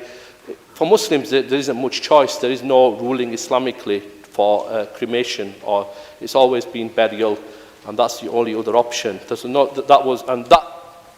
In addressing that, I brought forward a motion in the full council, so all members were aware of the issues of the grave spaces, which bereavement services are probably dealing with, but haven't communicated with all elected members, apart from the occasional private meetings that have been taking place. So if you look at the bottom bit, which is the most important bit, it says, further task officers to conduct a comprehensive consultation to run alongside feasibility works, which includes consulting with cabinet members and others. And the amendment doesn't do that. It's a waste of space. It's just politicking with an issue. You know, one day you're all going to die. 5 minutes exactly, thank you. Is the motion seconded? Yeah, I'll second the motion, Mr. Mayor. Thank you, Councillor Farmer. Do you wish to speak formally now, or do you wish to reserve your right to speak later in the debate? I'll reserve my right to speak later on. Thank you, Mr. Mayor. Councillor Hemingway has submitted an amendment to the motion. The amendment has been circulated to members prior to the meeting. Councillor Hemingway, would you like to introduce your amendment? Thank you, Mr. Mayor. Firstly, can I say I do welcome the motion that's been brought forward. Securing burial provision that meets the needs of all our communities is an important issue, and one that the Council is rightly already taking seriously. I know how important this issue is to many members in this chamber, and this amendment seeks to add some context and further clarity to what is a sensitive and complex issue. I also want to use this opportunity to reassure the community and address some of the rumours that there is currently sufficient burial space at Sugar Lane, and the Council are proactively using the time we have to seek expanded burial provision for when that space runs out. Burial space across the country is in high demand, and it is competing with other land uses. There are now more complex legislative and higher environmental requirements before burial land can be created. Colleagues will appreciate that the process is not straightforward, and when a council covering a large area and many different towns, communities and faiths has to expand its cemeteries, the fairest way to do this is on the basis of capacity and need. That's why we expanded Hemsworth Cemetery first. We're currently exploring sites in Pontefract, because these sites had less space available than Wakefield, and we want to ensure families can choose to bury their loved ones in the towns in which they lived.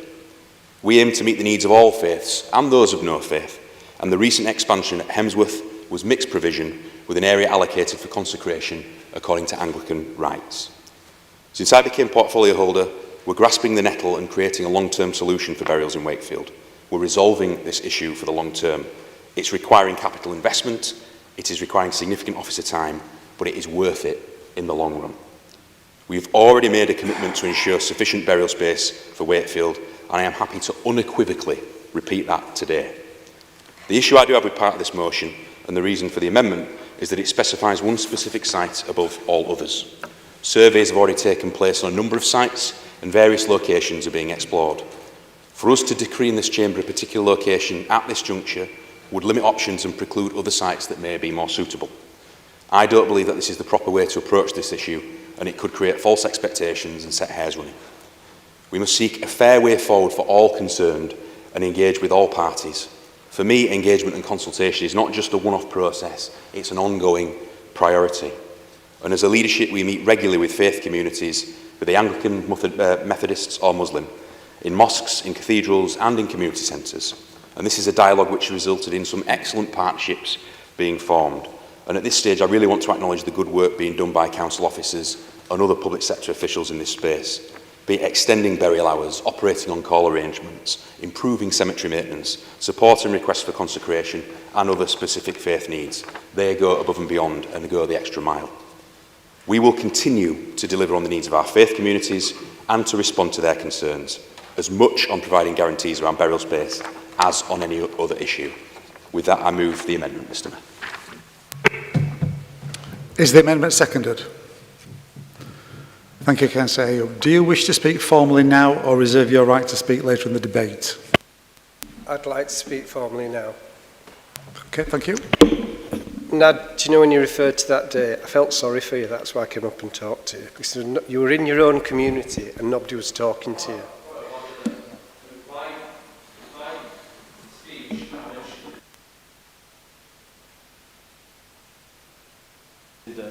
Set out within amendment or otherwise. This is a personal comment which you should withdraw. I do feel that you made personal comments before, and it's probably... Did I make personal comments today? Yes. Yes. Okay, 1 second. 1 second. 1 second.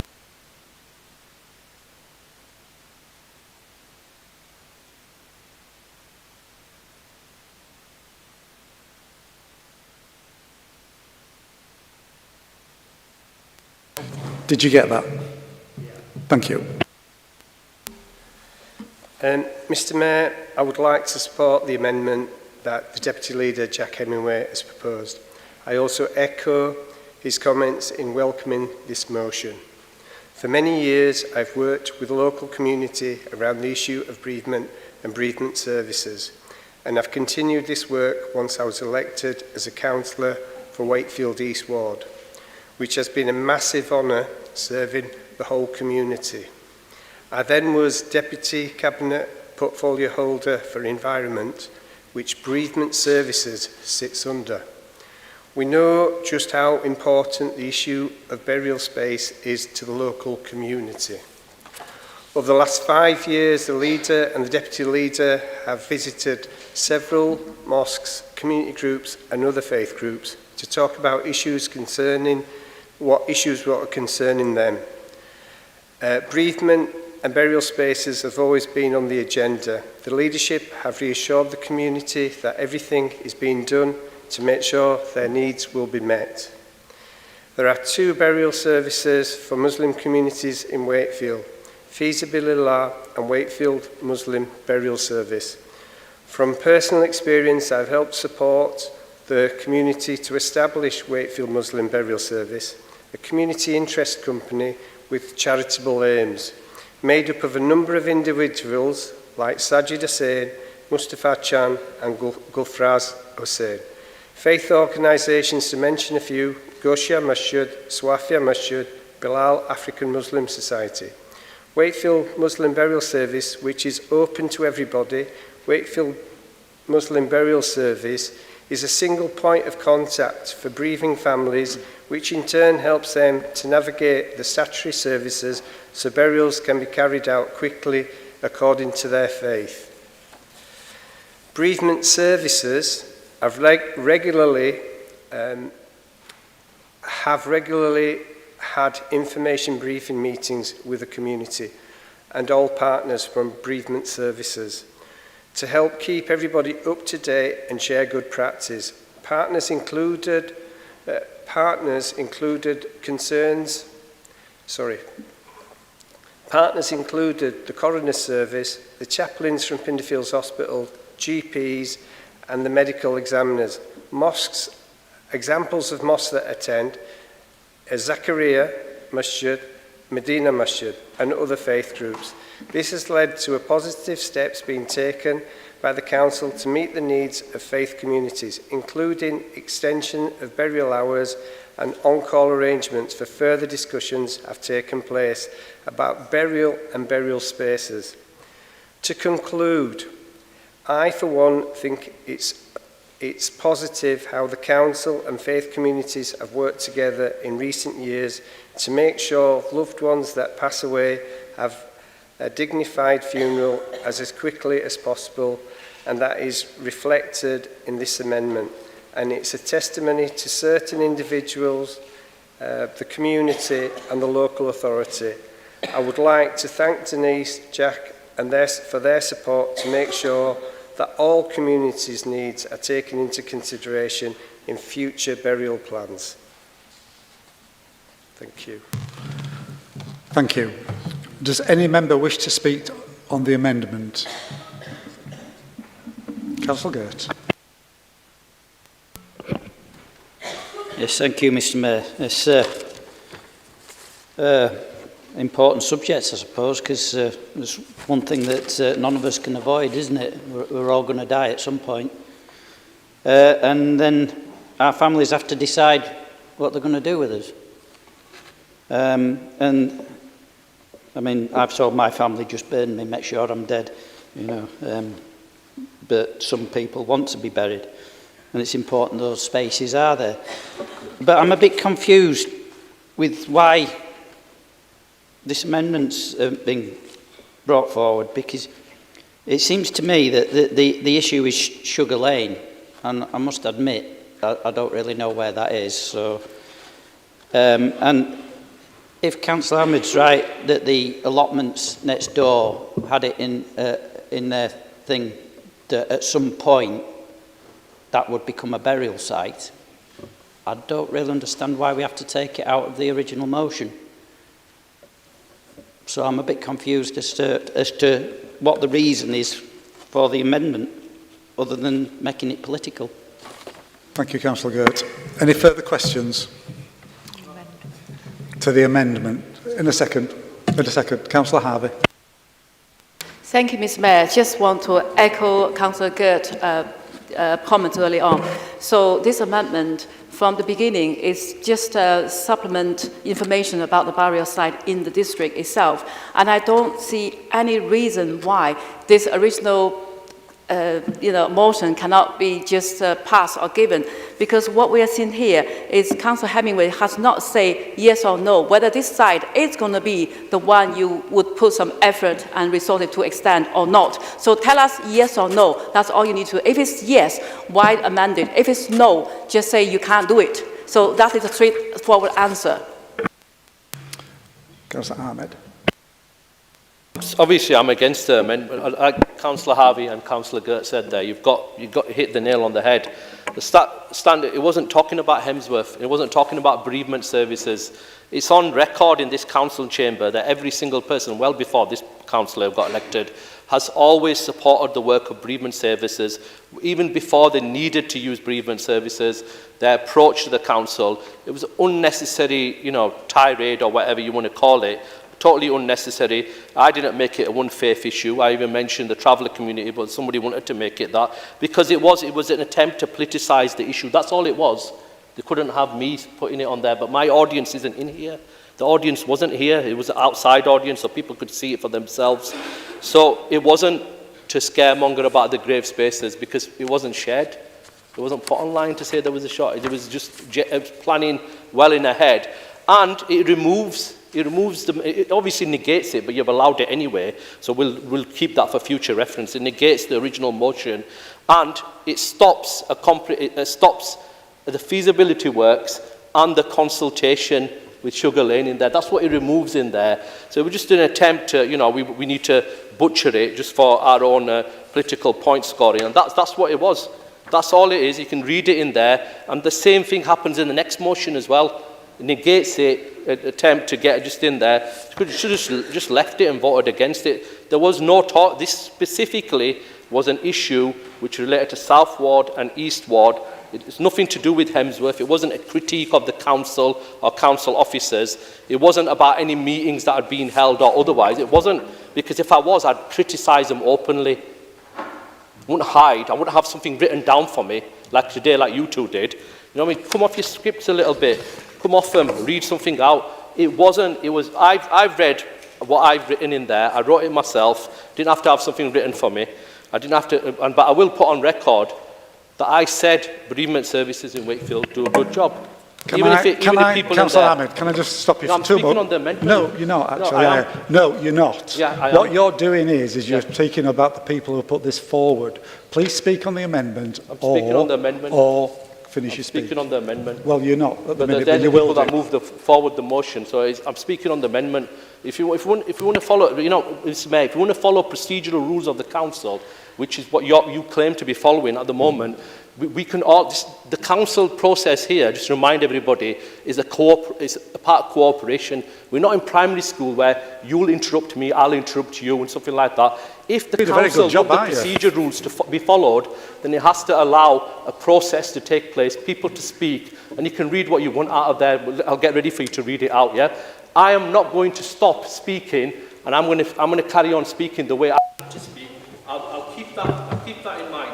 I'm not breaking any of your rules. I'm speaking on the motion, but interrupting people in the middle, which interruption didn't take place because you had the same procedure rules when other matters were raised that weren't in the motion which you raised. I have turned your microphone off, so nobody's hearing you. That's what should have been done. That's exactly what should have been done. I'm not going to sit here and I'm just going to remind everyone here, sit here in a cooperative environment. Councillor Williamson was stopped in the police. I'm not here. You know, we're waiting for you to speak. Yeah? So I'm speaking, yeah? So whatever. Yeah?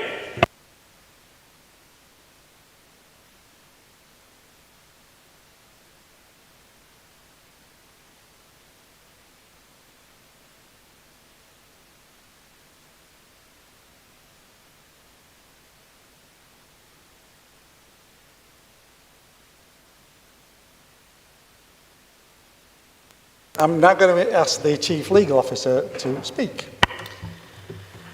Mr Mayor, when it comes to the council procedure rules, it is for the Mayor to chair the meeting.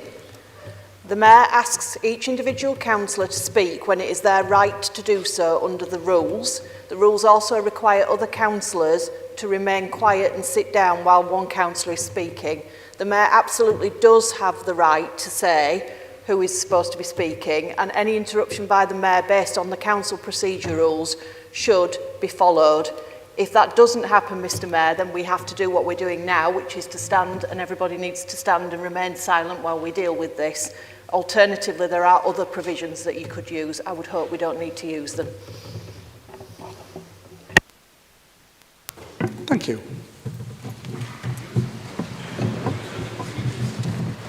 Councillor Ahmed. Councillor Ahmed, would you allow me to speak for 1 moment? Thank you. See, you can be a gentleman when you need to be. So, would you like to complete your speech in relation to the amendment and not go off on a tangent criticising people, which you were doing, which you asked me to stop earlier? So, please speak to the amendment, and we're going to... How long have you got left? Do we know? 2.5 minutes. Thank you very much. In relation to the amendment, it negates the original motion. That's what it does. Anyone reading that, and other lawyers would confirm that as well. And so the advice that was given that allowed this motion is fundamentally flawed, and that the reason this motion shouldn't be raised to the council meeting. It removes Sugar Lane, as Councillor Gert and Councillor Harvey have said. It also removes the consultation in terms of consulting Sugar Lane allotment holders as well within that. So it actually negates the original motion, so it shouldn't have been allowed in the first place. Thank you. Are there any other questions to be raised? Councillor Law. Thank you, Mr Mayor. I would like to support the amended version.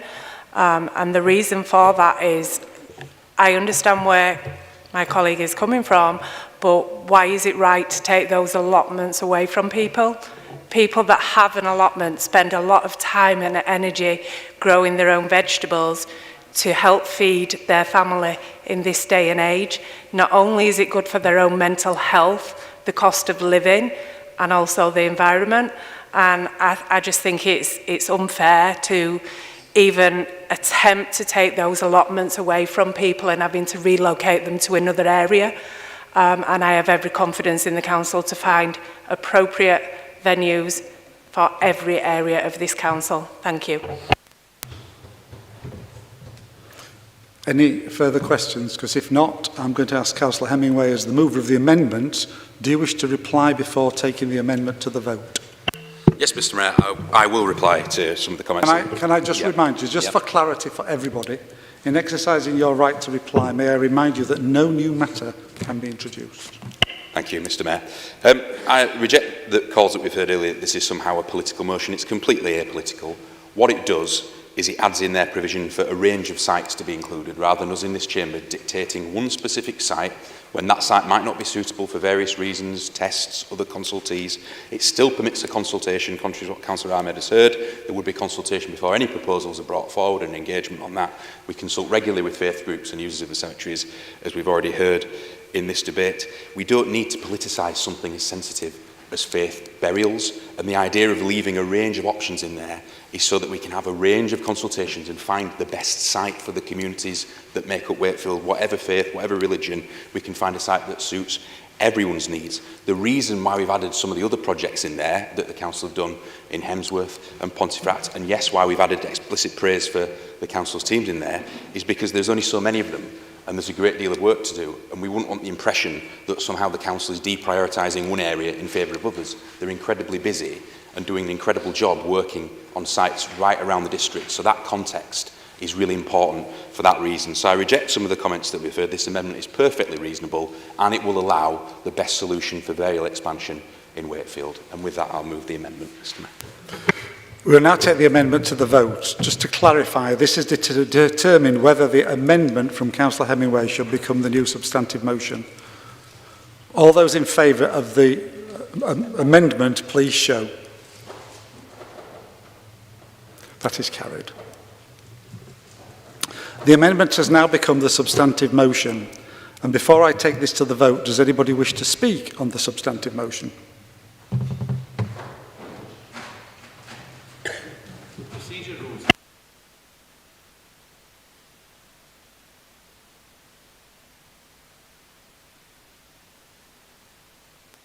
No, I'm sorry, Mr Mayor, that's not correct. Once the amendment has been moved and become the substantive motions, the rules are really explicit that the right to reply on the original motion is lost. We'll now take this to the final vote on the substantive motion.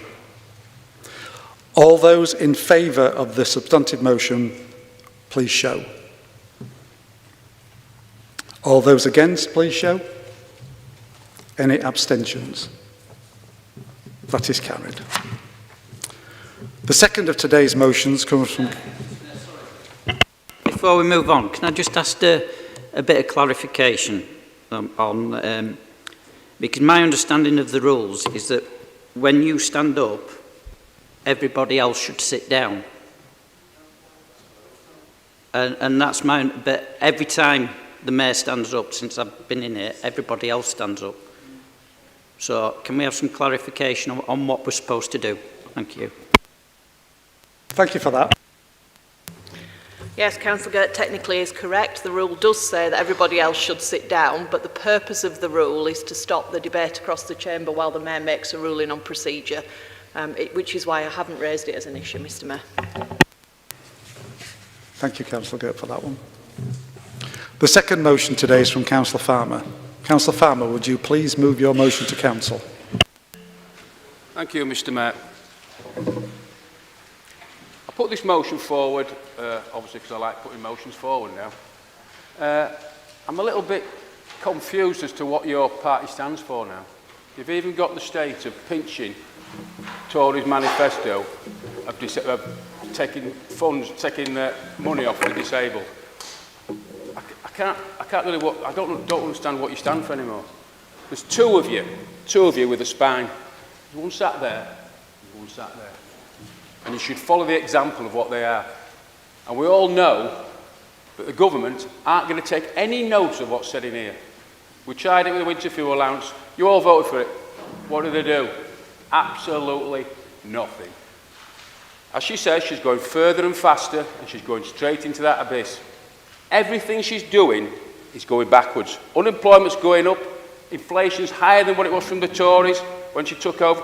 Growth in the last quarter was 0.1%. It's now gone up to a massive minus 0.1. And of course the borrowing's up. When she did the budget in September, she said she had £10 billion of headroom. It's all gone, hasn't it? And now she's coming back for more. And she'll come back again for more because the jobs are going, everything's going downhill. And you've still got MPs taking the mick out of us. The poor people in our area. And yes, that was a part of the Tory manifesto.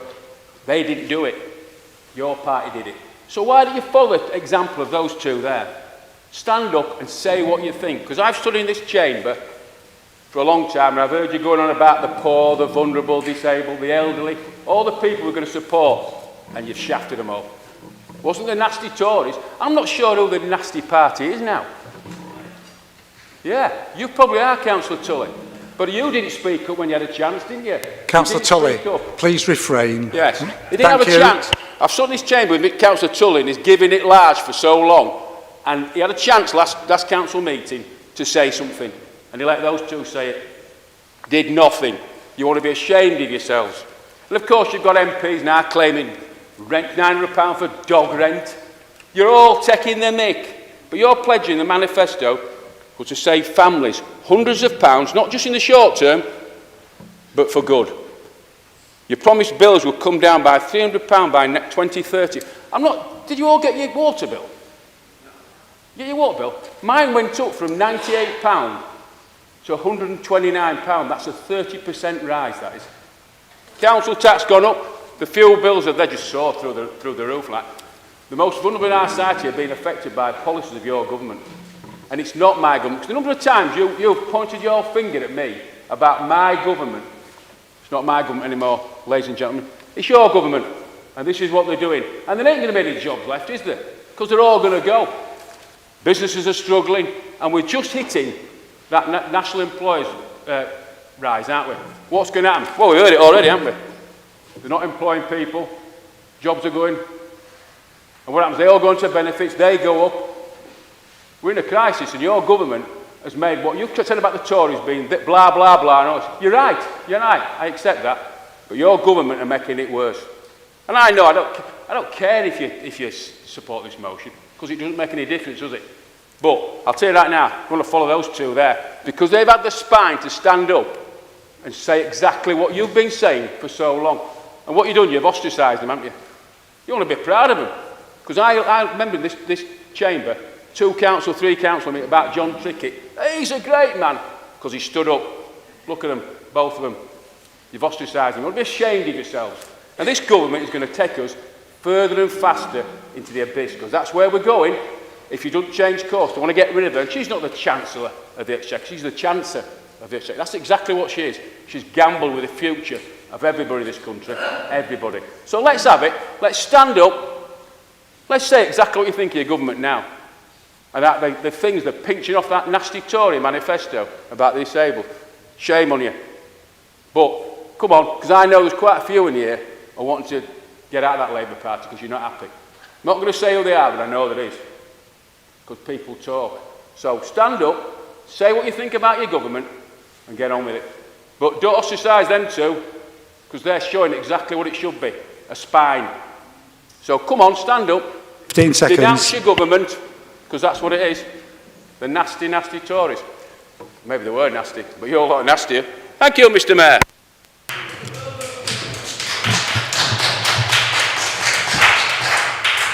Councillor Farmer, just for clarity, you have to do something now. You have to say something. Like, are you going to move the motion, or is it just going to fold? Oh, I'll move the motion. Thank you. Thank you. Is the motion seconded? Second the motion. Would you like to speak now or later? I'll speak later. Thank you.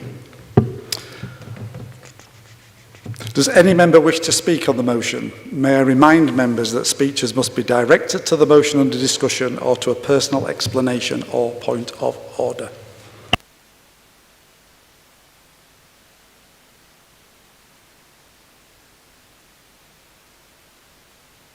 Yep. Councillor Armour, would you like... We missed you, Councillor Gert. Apologies. Councillor Gert. Thank you, Mr Mayor. It's a bit of a funny one, this, really, because to a Conservative having a pop on making people poorer, I can't quite get my head around that. But he is right, and I think if we're all being honest, we didn't really expect what we're getting from this Labour government. I grew up in a Labour household, and I can't imagine any Labour Party of my childhood doing what they're doing now. And I think Councillor Farmer is right in singling out two gentlemen who had the guts to stand up and speak. And I think more of you need to do that, because this is bigger. There's a darkness coming to our district, and that darkness is called the Reform UK Party. I know. Can we not interrupt, please? Thank you. Unless something changes, they're going to take over in our district. You know, you can see there's 2 empty seats here. So Liberal Democrats aren't going to stop them. Yeah? They're not here. They're not organised. They're just interested in putting paper candidates forward. Conservatives ain't going to stop them. So it's you guys that have got to stop them. And to get people to vote for you, you've got to stand up more and say when this government is getting it wrong. And they're getting it wrong. So you need to stand up and speak. I ain't going to stand again in 2026. I've already made that decision. I'm Nottingham will go Reform. I can already see that. And there will be other wards that go Reform. So it's you guys that are going to have to deal with it. Some of you guys are going to lose your seats. Yeah. You need to stop it. You need to stand up and start speaking out when Labour are getting it wrong. And let's be straight about it. There's a lot they're getting wrong at the moment. Stand up and speak about it.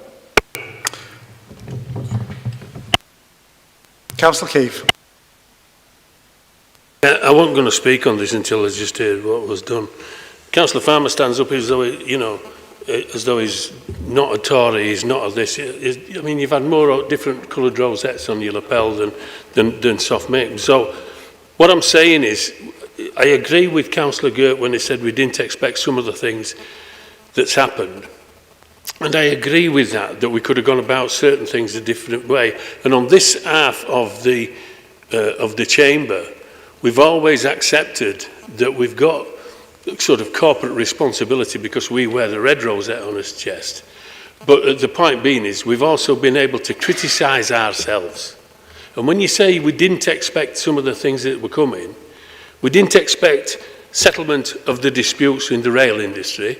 We didn't expect a rise in the minimum wage. We didn't expect that we're going to see more GPs employed in the NHS than ever before. No, we didn't. So there's a lot of things that we're doing right.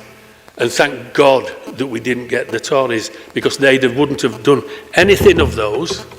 And they didn't put any money away to settle the infected blood, to settle the post office dispute, to settle all these, which left a black hole in the finances that they left on purpose and had nothing intense to do with. So I will take no lecture from anybody across there, particularly with a person who's got different coloured rosettes on his lapel.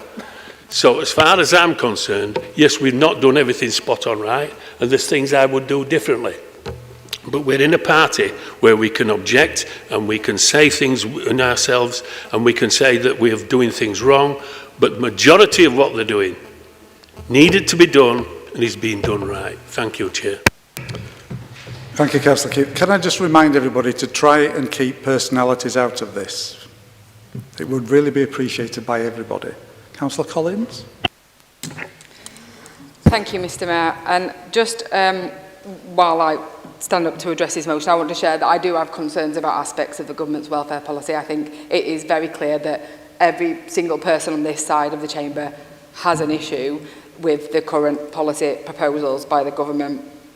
But I do think that the timing and framing of this motion is nothing short of remarkable, because it takes a special kind of audacity for our Conservative colleagues to lecture absolutely anybody about fiscal responsibility and compassionate governance. May I remind the Chamber that the previous administration, the Conservative administration, churned through not one, not two, but 4 chancellors in 12 months. 4. Now that is more times than a lot of people change the bed sheets. The Tories changed the Chancellor. Perhaps Councillor Farmer has forgotten the ministerial musical chairs. Point of order. Point of clarification for you. I know people that don't. Just for reference, that is a personal explanation, and that's the end of that one. Thank you. Councillor Farmer, that's fine. If I were Nick, I'd say you directly. So yeah, perhaps he has forgotten the ministerial musical chairs that saw us with Rishi Sunak, Nadeem Zawari, Kwasi Kwarteng and Jeremy Hunt in rapid succession. The last government treated the Treasury like a particularly challenging episode of The Apprentice, apart from everybody got fired. So let's just have a quick recall on what that revolving door of Chancellors delivered. We had the shortest serving Prime Minister in British history, a mini budget that crashed the pound, skyrocketing mortgage rates and inflation that hit working families like a freight train. And all of that with 14 years of austerity where it was wielded around like a scalpel against the most vulnerable in our society. Again, I do have concerns about various aspects of the Chancellor's approach. The proposed changes to that system need proper consultation. And I do think the government needs to rethink, we all think the government needs to rethink those elements to ensure that we're not leaving people behind and that we are supporting the most, people that need it the most, and we're not pushing families and children into poverty. They are legitimate concerns that we all share that do need robust debate. But let's just place a little bit of context onto it. The Chancellor inherited an economic wasteland.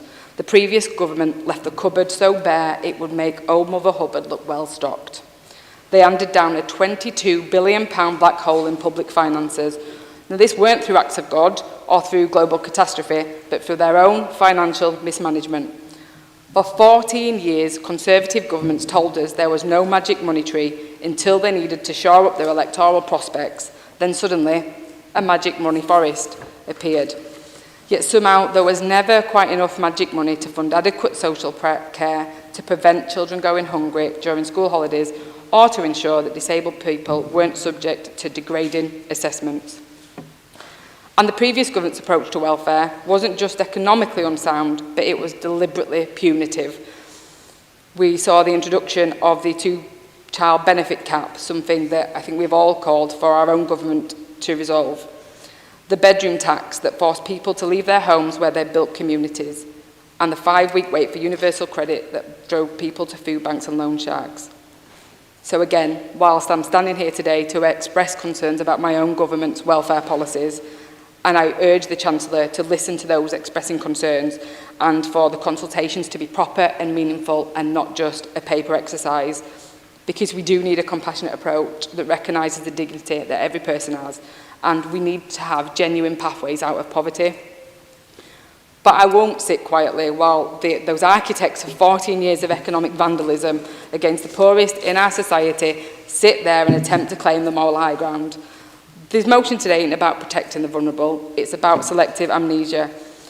Now, Mr Mayor, I do believe that the Labour government can do better than the changes currently proposed by the Chancellor, but I know for certain that we can do better than the harmful policies that were implemented by our predecessors. So in opposing this motion, I look forward to working with colleagues all across the chamber to advocate for those truly fair and effective welfare policies. But first, we need to acknowledge the damage that has already been done and exactly who did it. Thank you. Thank you, Councillor Collins. I've got Councillor Pickersgill and Councillor Tully to speak. Are there anybody else? Okay. Councillor Williams as well. Councillor Pickersgill. Thank you, Mr. Mayor. I just wanted to make a single point, which was responding to Councillor Gert's pessimism about the potential rise of other parties that are not represented in this chamber at the moment. I mean, those parties get a lot of media attention. They and the sort of Tufton Street people around Liz Truss still seem to get a media...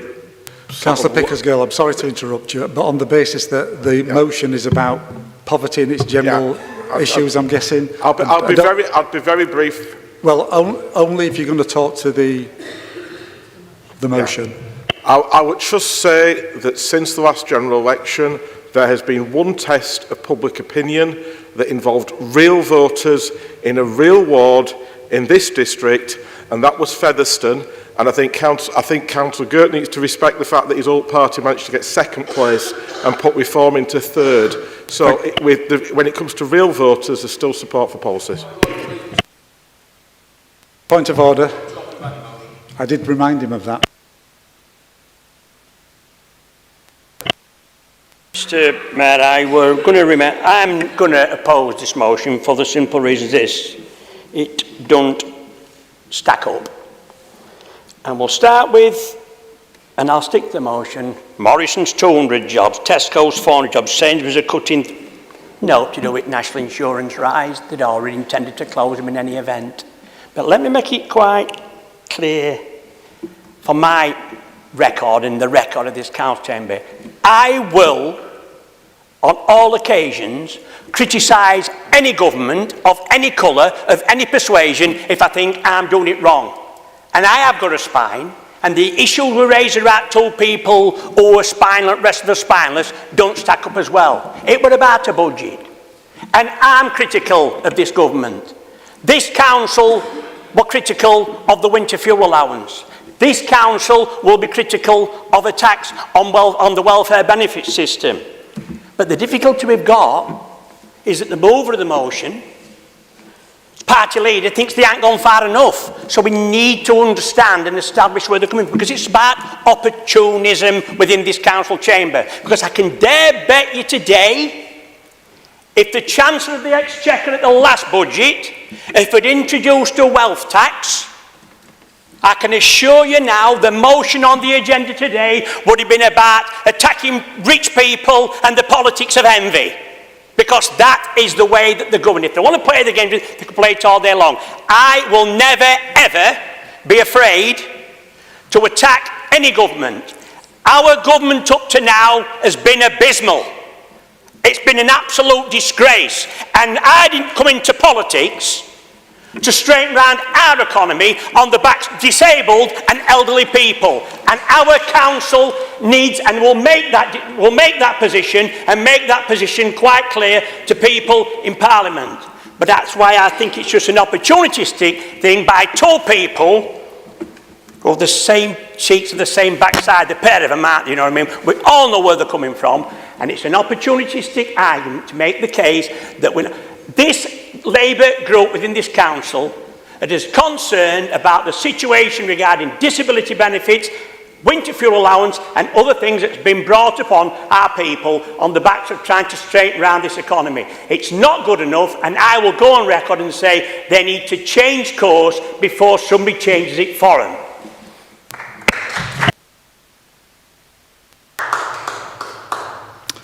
Councillor Williamson. Thank you, Mr. Mayor.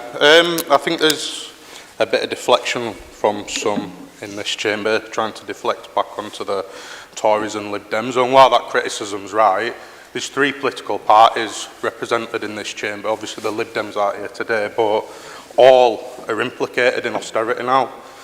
All have attacked or are attacking the poorest and most vulnerable in society. So I don't think anybody's got the moral high ground at all. I think it's ridiculous to claim that we can oppose the party and the government. I must have had the fastest suspension in the history of the Labour Party. It came within 2 days of the budget meeting last month. Right? These people who have actually done something genuinely wrong, who it's taken months and months and months to suspend. So it's just ridiculous to claim it can criticise this party. Has the government done some things I agree with? Yes. They've settled, the pay deal with the train drivers, for instance. But that does not negate freezing pensioners, starving kids, and trying to force the sick and disabled back into work. It's disgraceful, and I think some of you need to have a word with yourselves. You're supposed to be socialists, you're supposed to be trade unionists. I think you need to have a long, hard look in the mirror. Any other elected member wishing to speak? No, thank you. Councillor Ahmed, you reserved your right to speak until later in the debate. Would you like to speak now?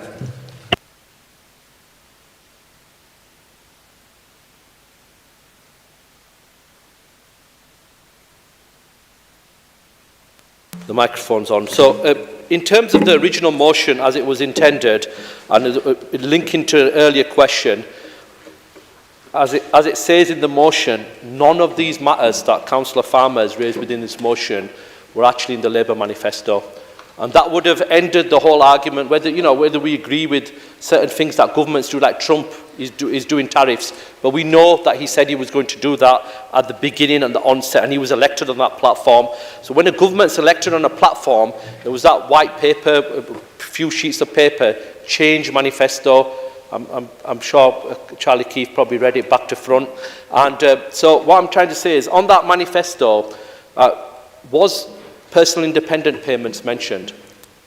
Was it mentioned about national insurance? Did it mention that it was going to, it didn't. It said it wasn't going to increase. It said it wasn't going to, nobody was going to pay national insurance. And the cop-out is that it charges employers, which actually you've seen the impact of that. And so in terms of all the things that you've mentioned, I think there was a councillor at the front there mentioned, all the things that you mentioned, none of them were in the Labour manifesto or being reversed over the next 5 years.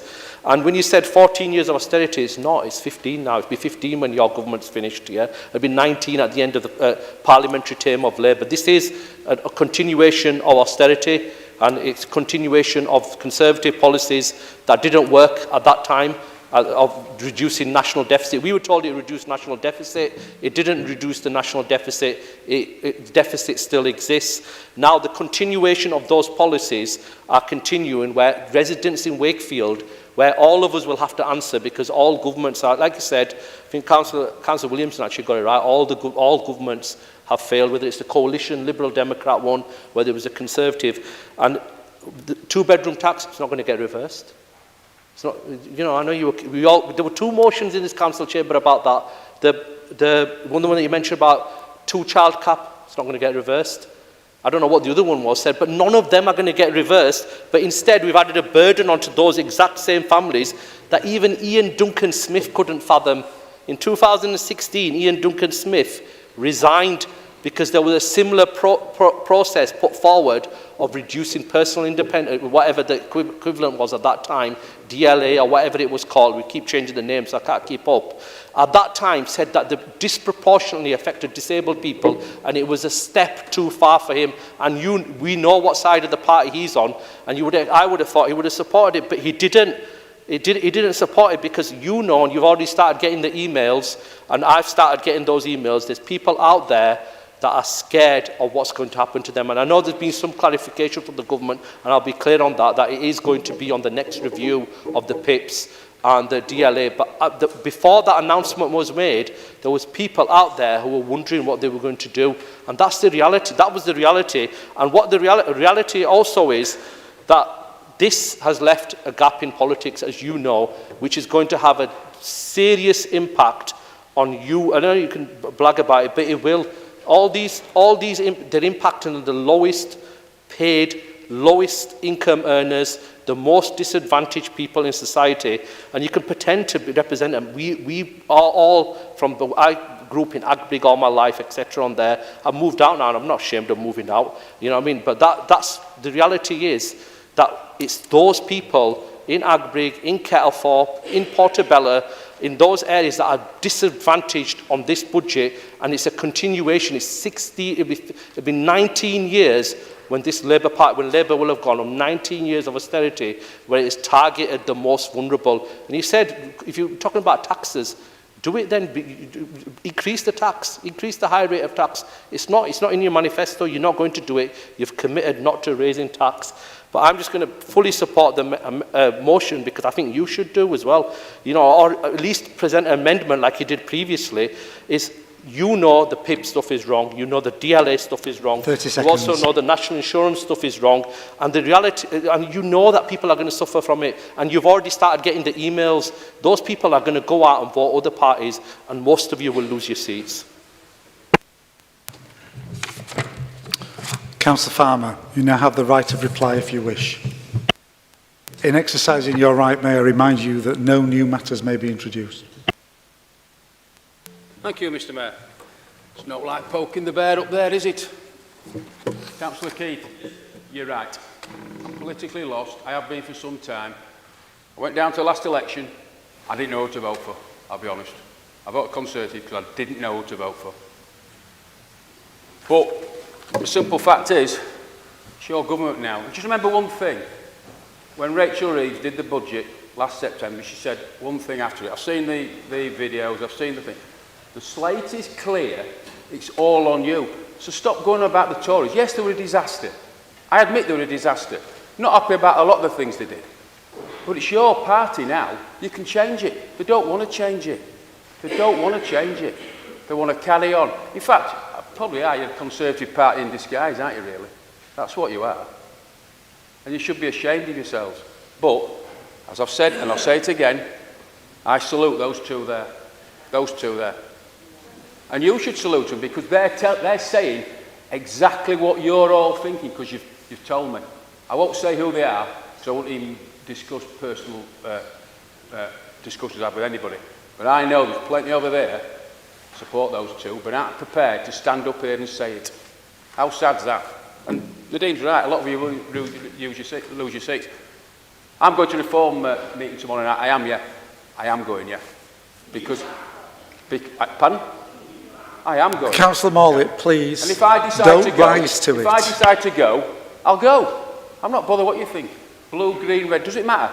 My priorities are Ossett and Gawthorpe. That's my priorities. And it doesn't matter what party I'm in. That's my priority. I've loved doing the stuff in Ossett and Gawthorpe. That's it. Ossett and Gawthorpe comes before anything. My next door's budget comes before the Conservative Party. I'm going to tell you that right now. I didn't vote in the last leadership election because I was sick of it. Didn't vote for it. So, Councillor Farmer, would you just wrap up, please? I support the motion. Pretty obvious you're not going to do. But thank you very much, Mr Mayor. Thank you, Councillor Farmer. So we're now going to put this to the vote. All those in favour of the motion, please show. All those against the motion, please show. Any abstentions? Recount. That motion is defeated. Our final motion today was submitted by Councillor Williamson. Councillor Williamson, would you please present your motion to Council? Thank you, Mr Mayor. It seems after that motion, most of what I was going to say is probably a little bit irrelevant, but yeah, we had 14 years of Tory austerity which decimated our communities. It plunged people deeper into poverty, increased homelessness, fueled wealth inequality, and led to hundreds of thousands of deaths. And locally, we've seen this district drop to be the 54th most deprived district in England. And after all that damage, after 14 years of pain inflicted on our communities, the Labour Party was elected promising change and an end to austerity and a different approach. But since entering office, they've failed to deliver at every turn. They are now the ones imposing austerity and attacking the poorest and most vulnerable in our society. They've refused to fund councils properly, as we saw at last month's budget meeting when this chamber passed an austerity budget. They've taken the winter fuel allowance off pensioners.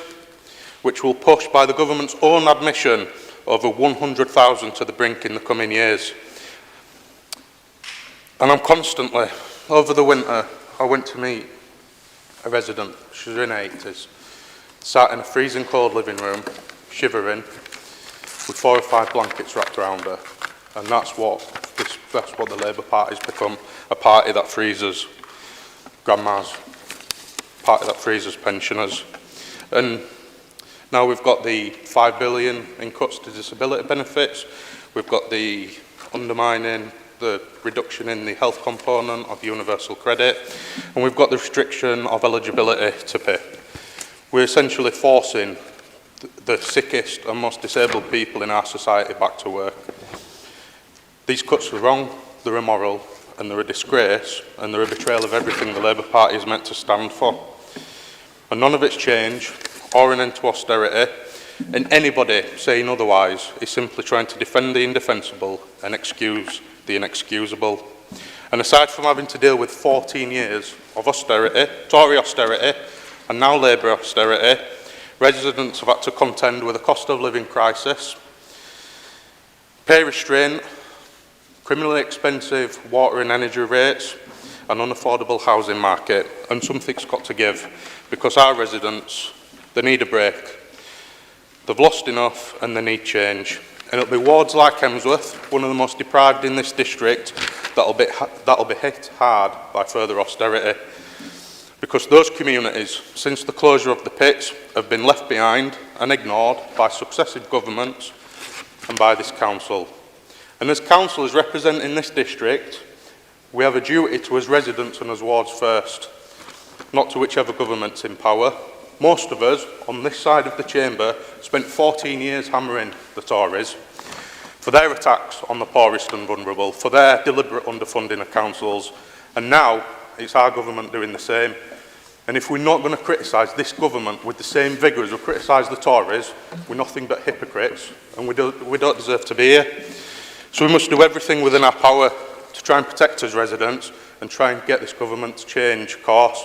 Merely mouthed words, like the statement the other week from the Labour group, are not enough. We must demand that this government delivers the change it promised, ends austerity, finances local government properly, reverses all welfare cuts, puts working class communities first, and ensures that those with extreme wealth pay their fair share. I urge you all to think of the impacts that more austerity will have on this council and our residents. I urge you all to say enough is enough, and I urge you all to support this motion. Thank you.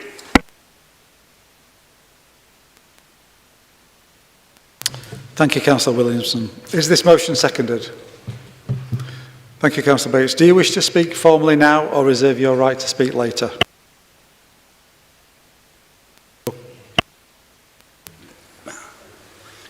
Thank you, Mr. Mayor. Excuse me.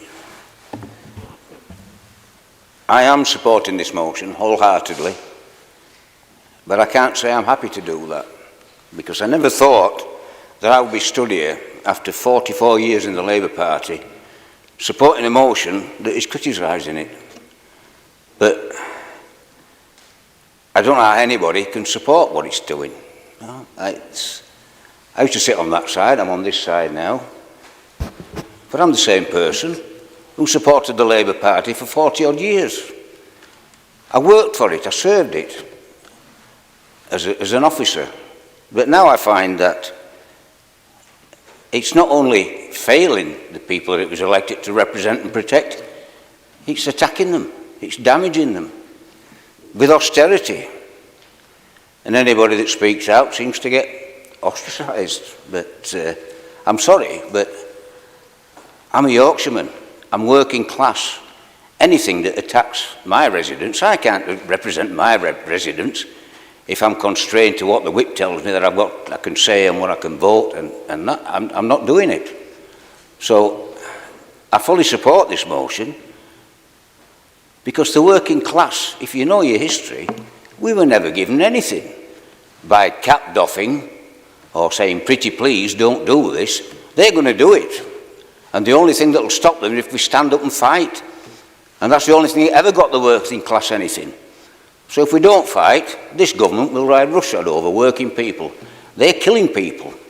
They're destroying their lives, their quality of life. And I've heard people say, well, we are concerned about that. I'm not concerned, I'm frigging angry about it. Sorry about my language, Mr. Mayor. But I'm fuming. So much so, I'll stand the consequences of saying what I think. You can kick me out, you can do what you like. But I'm still going to say this. Everybody, and every Labour councillor, any councillor who's got a conscience about the people we represent should stand up and say, this is not on, we're not having it. And I support this motion, Mr. Mayor. Thanks for it. Thank you, Councillor Bates. Councillor Wilton has submitted an amendment to the motion. The amendment has been circulated to members prior to the meeting. Councillor Wilton, would you please introduce your amendment? Thank you, Mr. Mayor. I am proud to be a member of this Labour group which stands up for what is right, and we accept it to do that. As the original motion said, since 2010, Wakefield Council has faced a staggering £300 million loss in funding due to central government cuts. These cuts were imposed by the Conservative and Liberal Democrat coalition government and continued under subsequent Conservative governments, and they've had a profound impact on our communities. Austerity measures implemented by the Tories have led to increased poverty, rising homelessness and growing inequality. They've resulted in the tragic loss of hundreds and thousands of lives, while undermining the vital public services which many of us rely on. Not only has Tory austerity reduced overall life expectancy, it has also disproportionately affected the poorest and most vulnerable among us. In the face of those cuts, Wakefield Labour Group has consistently stood firm for residents of this district and have consistently called out harmful policies by the previous Conservative government. I just want to pause a second and say that we must give our Labour government credit where it's due for resolving long-running industrial disputes, new legislation to enhance workers' rights, a raise in the minimum wage, the beginning of restoring funding to our NHS and achieving 2 million more NHS appointments, introduction of new powers to help domestic abuse victims, and taking dangerous knives off our streets. That's what Labour in Power is all about. But when the government gets it wrong, we will continue to call them out for it and stand up to the people we represent, including opposing the winter fuel, as we did, and welfare cuts that have been recently introduced. We will fight for the rights of those that need it the most. Wakefield Labour Group remains dedicated to standing up for the people of this district, and we will continue to fight for fairness, for equity, and for a future where no one is left behind. I think a reminder to colleagues at that side of the chamber, only this Labour Group provided a legal and legitimate budget to this council meeting, with no alternative budget from the amendments to the budget submitted by any opposition councillors. As it says in this amendment, we urge the government to do absolutely everything in its power to immediately end austerity and ensure that local authorities receive multi-year settlements, which will increase our core funding for local government and enable authorities to not be in a position where we have to raise council tax. I hope that colleagues across the chamber will back our amendments today to this motion. Thank you, Councillor Wilton. Is the amendment seconded? Councillor Walton, would you like to speak now or reserve your right to speak later in the debate? I'd like to speak now, please. Thank you, Mr. Mayor. I'm going to keep it brief because I think there's a lot has already been said today about the 14 years of Conservative government and the early stages. Sorry. There's just so much has already been said. It's clear, and we've all said it, 14 years of Conservative government supported in the early stages by the Liberal Democrats has left the current government with a dire inheritance. It's been said so many times before. But noticeably, we are using this as a point of moral high ground from the opposition. When it comes to taking action, we use more than just words. Your point of order is?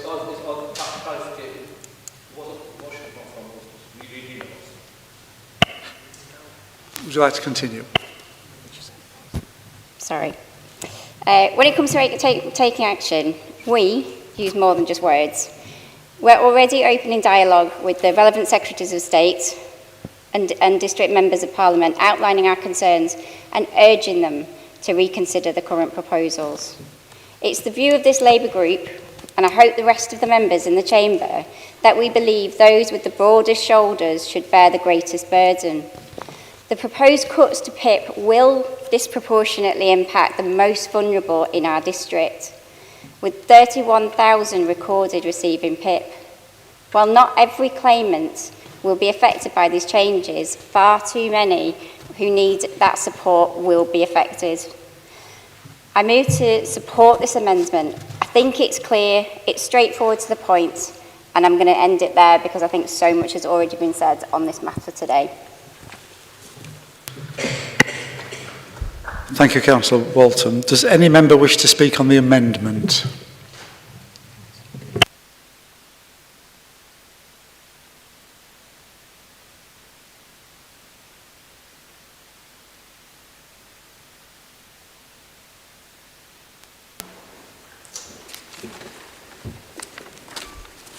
Yeah,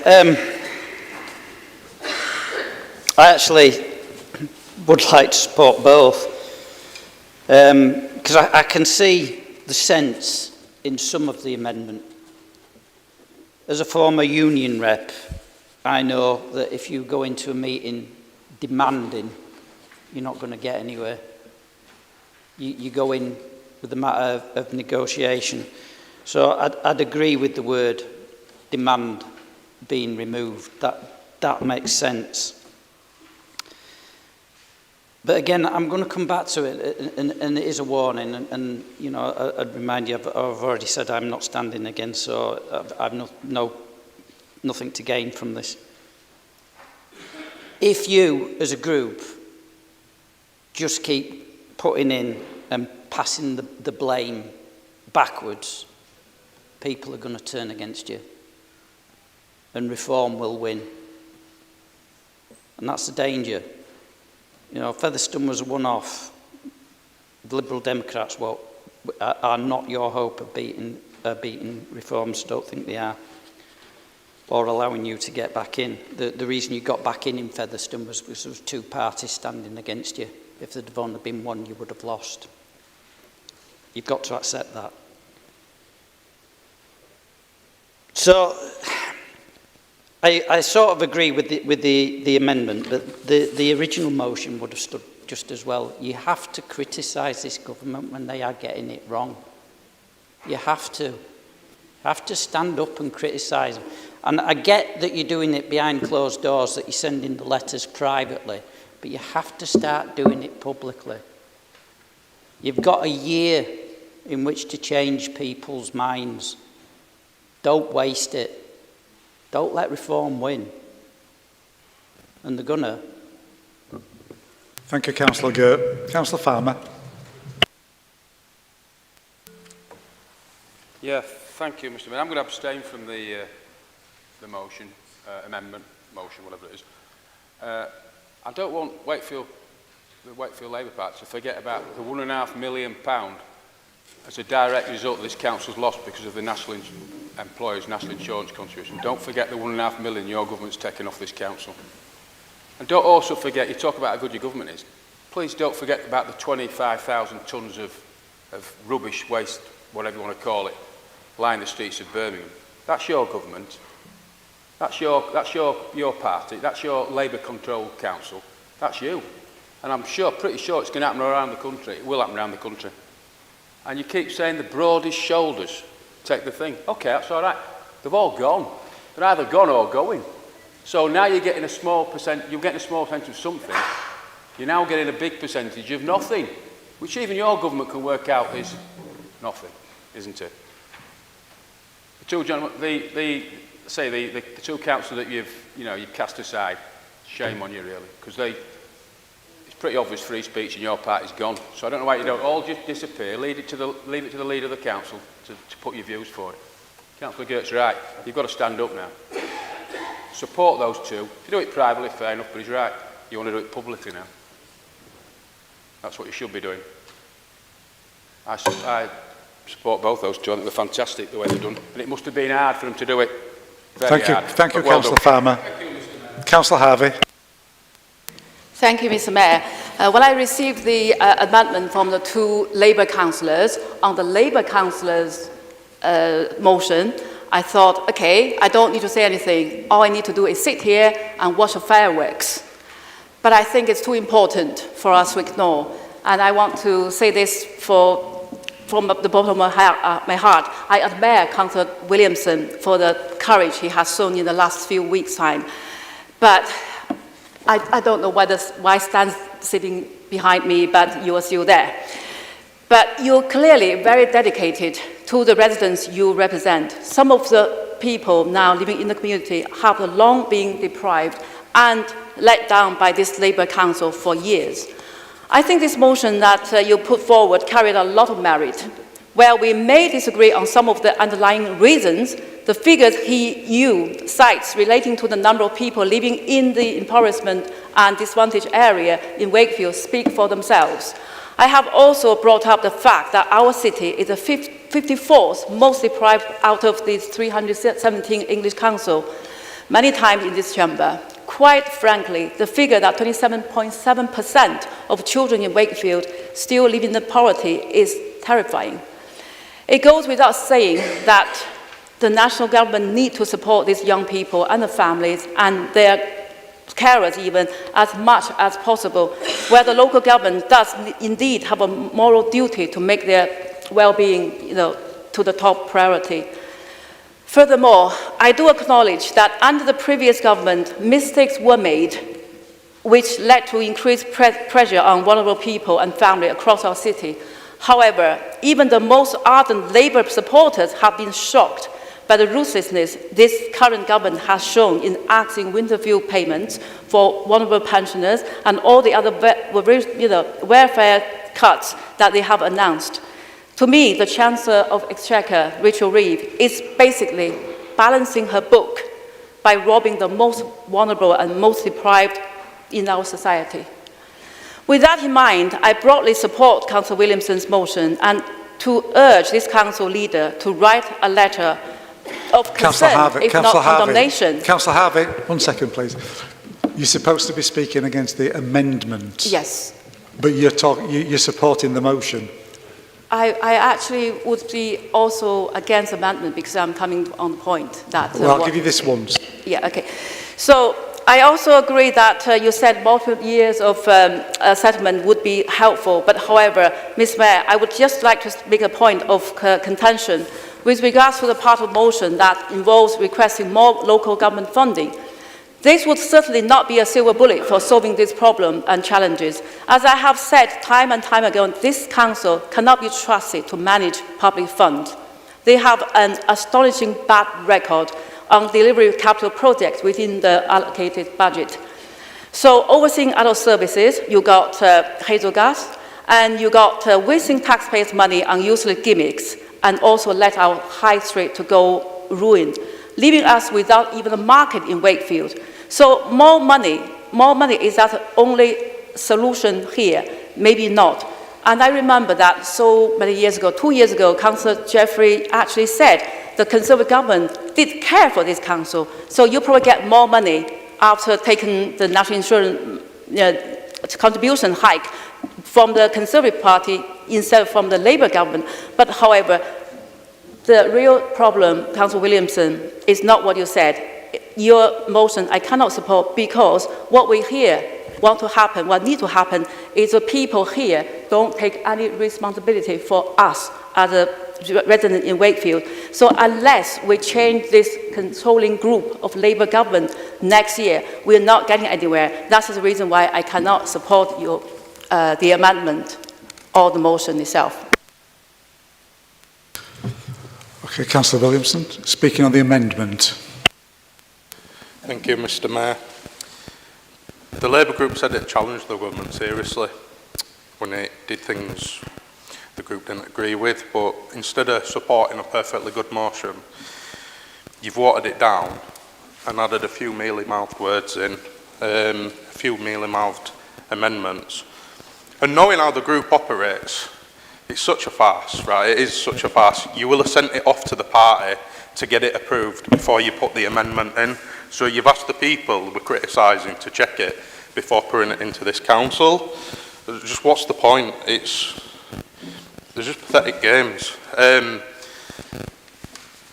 After everything this government's done, and you're going to try and deflect it back onto the Tories, try and deflect it back onto the Lib Dems, but it's our government doing this now, and they're breaking every value we're supposed to hold dear in the party. They're breaking every principle this group, the leader and deputy leader in the past, have claimed to hold. And I don't know what we're doing as a group. It seems we're trying to play this halfway game of trying to show as residents we're doing some criticism, but just enough, just not stepping over the line. I know we're here to genuinely represent as residents, or we're more bothered about as positions and as allowances. That's what it comes down to for me. Right? I've been kicked off the Transport Committee for the last, for the budget meeting. It doesn't bother me. Can you speak to the amendment, please, not your personal issues with the council? Thank you.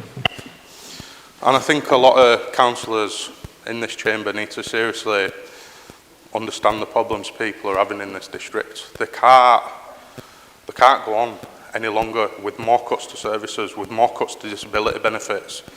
I've struggled myself in life, and I know I'm not going to stand by and watch a party in government that I've given a lot of my life to go and attack those people and try and put them in a position that I've been in myself in the past. And this group needs to be doing more. Just weekly asking them to rethink or kindly asking them to change course isn't enough. Right? We need to be demanding the change course. We need to be working with other councils. We need to be working with the unions to try and bring about some more positive change where we're not cutting we're not cutting disabled people's benefits. We're not freezing grandmas. We're not keeping hundreds of thousands of kids trapped in poverty. That's not the Labour Party I want to be part of. That's not a group that's just going along with things like that. It's not one I want to be part of. And after this attempt at watering down the motion, the statement the other week, the weak statement and the austerity and the benefits cuts, it's not in the best interests of my residents to remain in this group or in this party. So effective immediately, I'm resigning the Labour whip and resigning my membership, and I will sit on the opposition benches. Thank you. Councillor Keith. Sorry, thank you, Mr. Chair. I think this whole debate between the resolution and the amendment can be summed up in two words, ideologically and immediately. 20 years ago, we saw the introduction or just post the financial crash that affected everybody in the world. And then we got imposed austerity, which was done, majority of it was done ideologically.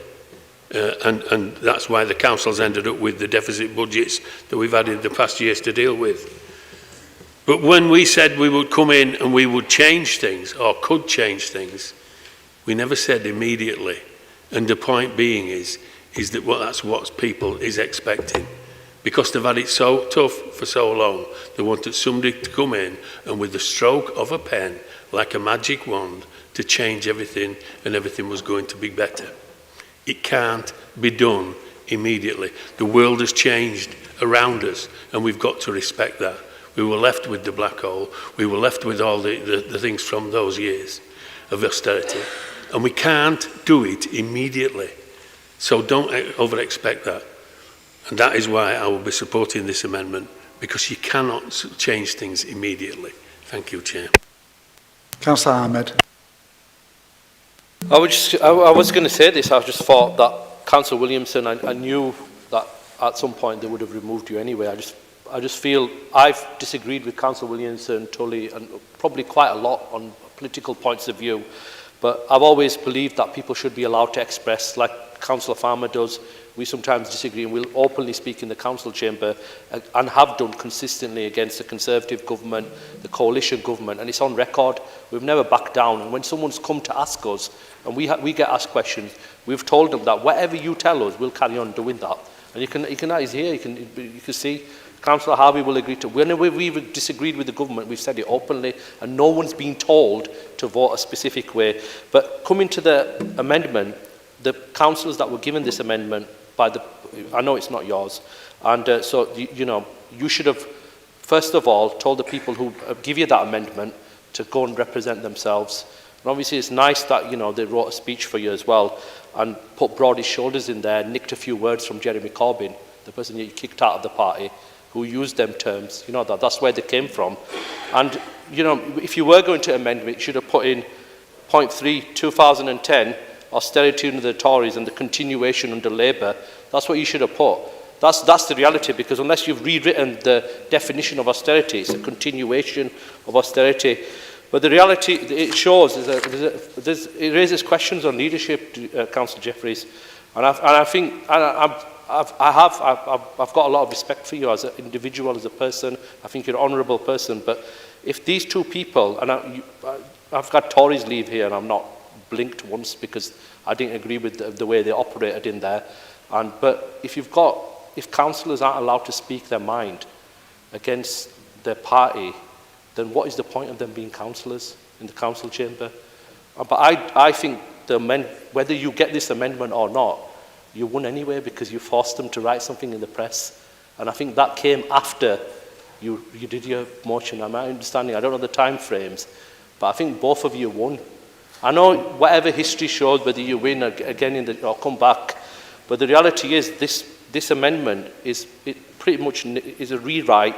It negates the original motion, and for that reason, it shouldn't have been allowed.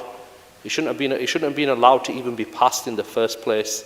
And that's it really. It shouldn't have been allowed to pass. And those people, it is mealy-mouthed words, because those people that are being, whatever reason they've been told, come on, you need to speak because you've never spoken before, and they managed an A4 side of it, a few words for them.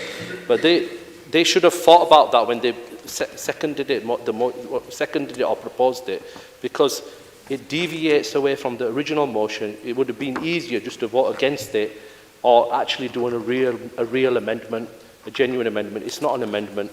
It negates the original motion, and it shouldn't be allowed. Councillor Roberts.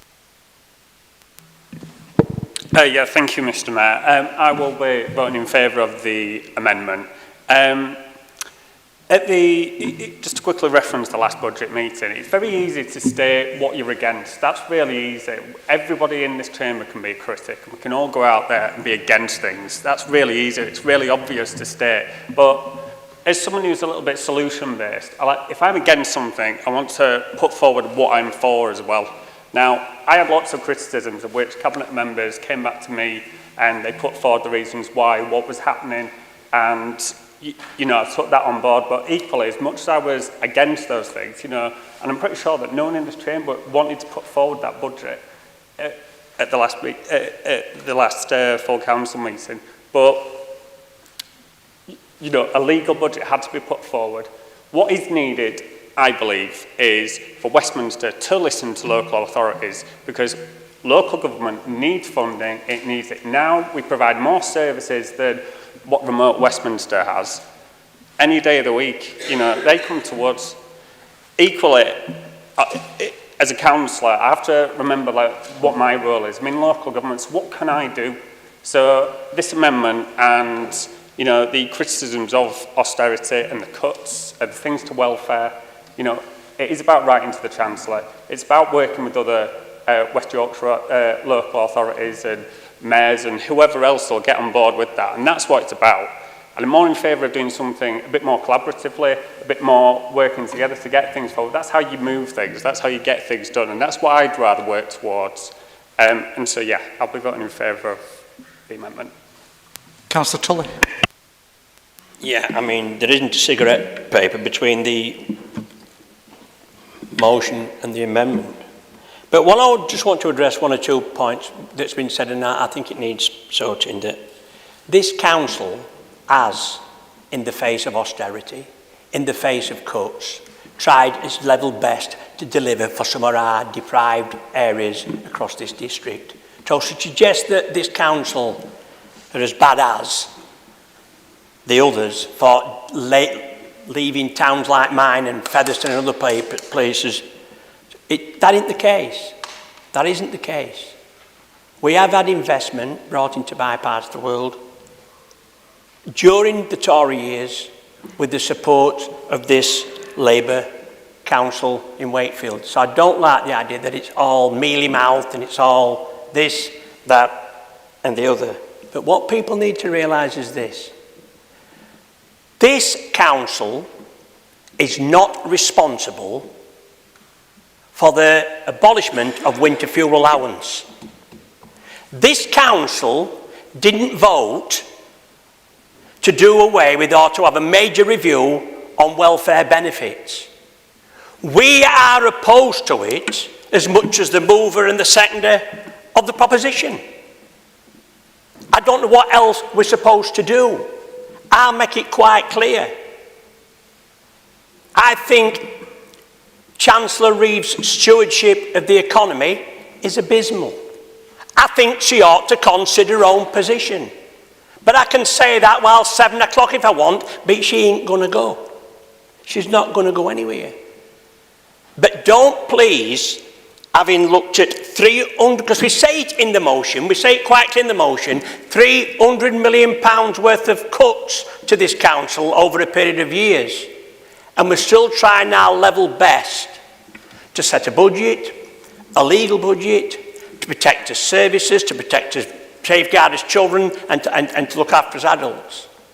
And when you look around the issue of disability, I spent 25 years traipsing tribunals day after day after day looking at disability benefits and dealing with people on disability benefits, and it was an hard slog. But I do know this, that in all the 30 years I worked in benefits, I never saw a situation where 85,000 people a day were being accepted onto PIP. And I'm telling you this now, you speak to the people, will say to you quite clearly, in the last 2 years of the Tory government and during the COVID years, when face-to-face interviews ceased, I think they were shoveling claims through because somebody else were going to have to pick up this tab and deal with it. People were having to pick up this tab and deal with it. And we all know of them. And we all know of them. Because as well as us speaking up for our disabled people, I also have residents in my ward that owe down 1, 2 and 3 jobs. And ain't got 2 halfpennies to rub together to last rest of the month. And you know they get peeved off me sometimes.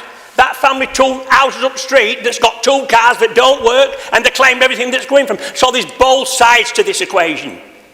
And it has to be addressed. It cannot continue insurmountable with the money. And I'm not standing here today suggesting that we look at the situation where we're taking benefits away from.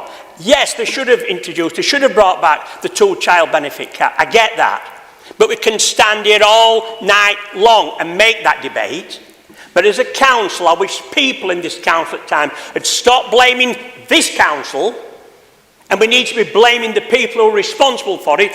We didn't write the spring statement. We didn't write the autumn budget last year. It was written by the Labour government. And in my opinion, and record it if you like, they've got it wrong, and they need to take a long hard look in the mirror, because they'll find themselves, if not in 12 months' time, with thousands and thousands of hard-working councillors losing the seats on what bonfire I don't know. And that is the problem we've got. Please stop blaming this council for what the national government's doing when we've got no control. We will write to where we need to write to and lobby our MPs. That's all we can do. But please do not keep blaming what we do in this council 15 seconds. and what we try to do in this council for the benefit of the people and the residents that we represent, when the national government is making policy that I believe the vast majority, I think all this side of the chamber, I think that side of the chamber as well, all accept is wrong. Councillor Law. Thank you, Mr. Mayor. I would like to support the amendment that Councillor Wilton put to this chamber today. Councillor Wilton is right. It is so easy to overlook the good things that are actually happening by this Labour government, such as increasing working rights, etc.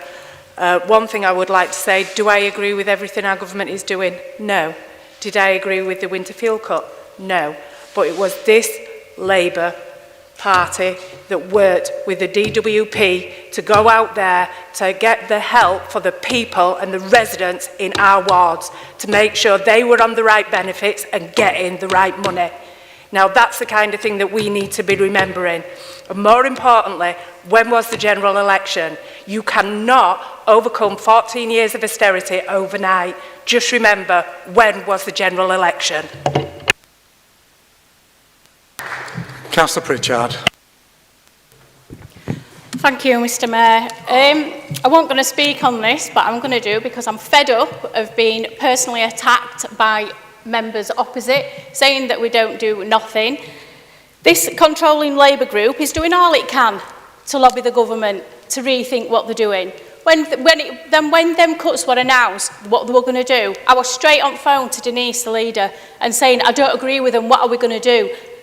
I chair Corporate Parenting Committee. We've got children on there that will be affected by this. So, fortunately, Denise were already on it. She says, I'm looking into it, we're going to do it as a group. But that's what you do as a Labour Party. You join the Labour Party and you work collaboratively to get things done. We don't always agree on things, Mr Mayor. We do have disagreements within the group. Nobody's saying it's perfect. But what you do is you work together to get the best outcome for the residents. I'm not going to sit here and be attacked saying I'm not representing the residents of Ward 3. I absolutely do represent those residents and I will fight for what is right for them, and I will not sit here and be attacked by people opposite that wouldn't even speak in a Labour group meeting when we were having discussions, and that's even if they turned up. Thank you, Mr Mayor.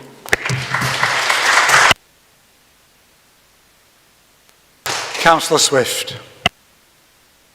Thank you, Mr Mayor. Wakefield has got, it's a big issue for Wakefield, this. We've both got large levels of worklessness and we've got large levels of disability.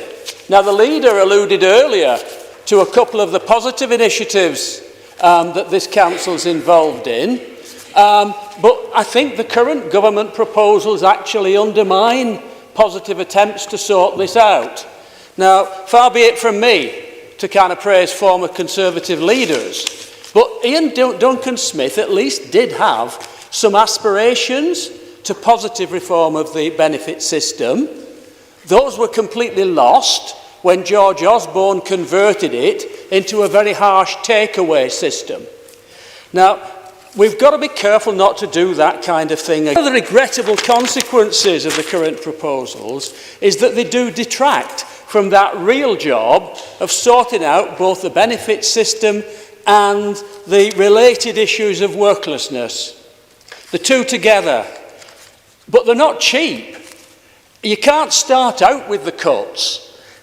And the investment must come first and then the savings flow from that investment. Obviously it costs, and the amendment also very correctly alluded to the kind of fiscal measures that might be needed to deal with the shorter term issue. It mentioned wealth tax, it mentioned something else, and there are other possibilities. The issue of council tax reform has been completely shelved. The issues of taxation on higher benefit, higher tax rate pensions, which cost absolute billions. There are opportunities to deal with this without hitting the poorest in society, and there are opportunities to deal with this by positive measures to deal with the scandalous levels of worklessness, to deal with the growing scandal of 16 to 24 absence from both education and work.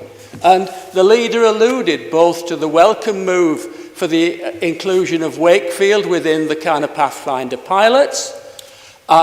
She also alluded to the involvement, the Wakefield initiative on the future Wakefield Futures Commission with its emphasis on jobs, skills, etc. Now there's more needed than that. No, but those kind of things are the beginning, those kind of things are the right pointer, and not to fall into the trap that the previous earlier Conservative government did of attempting to tackle the benefits thing and attempting to tackle it purely as an issue to actually make life harder for some of the most vulnerable in our society. I support the amendment. I hope the amendment is supported. Thank you, Mr. Mayor. Councillor Bates.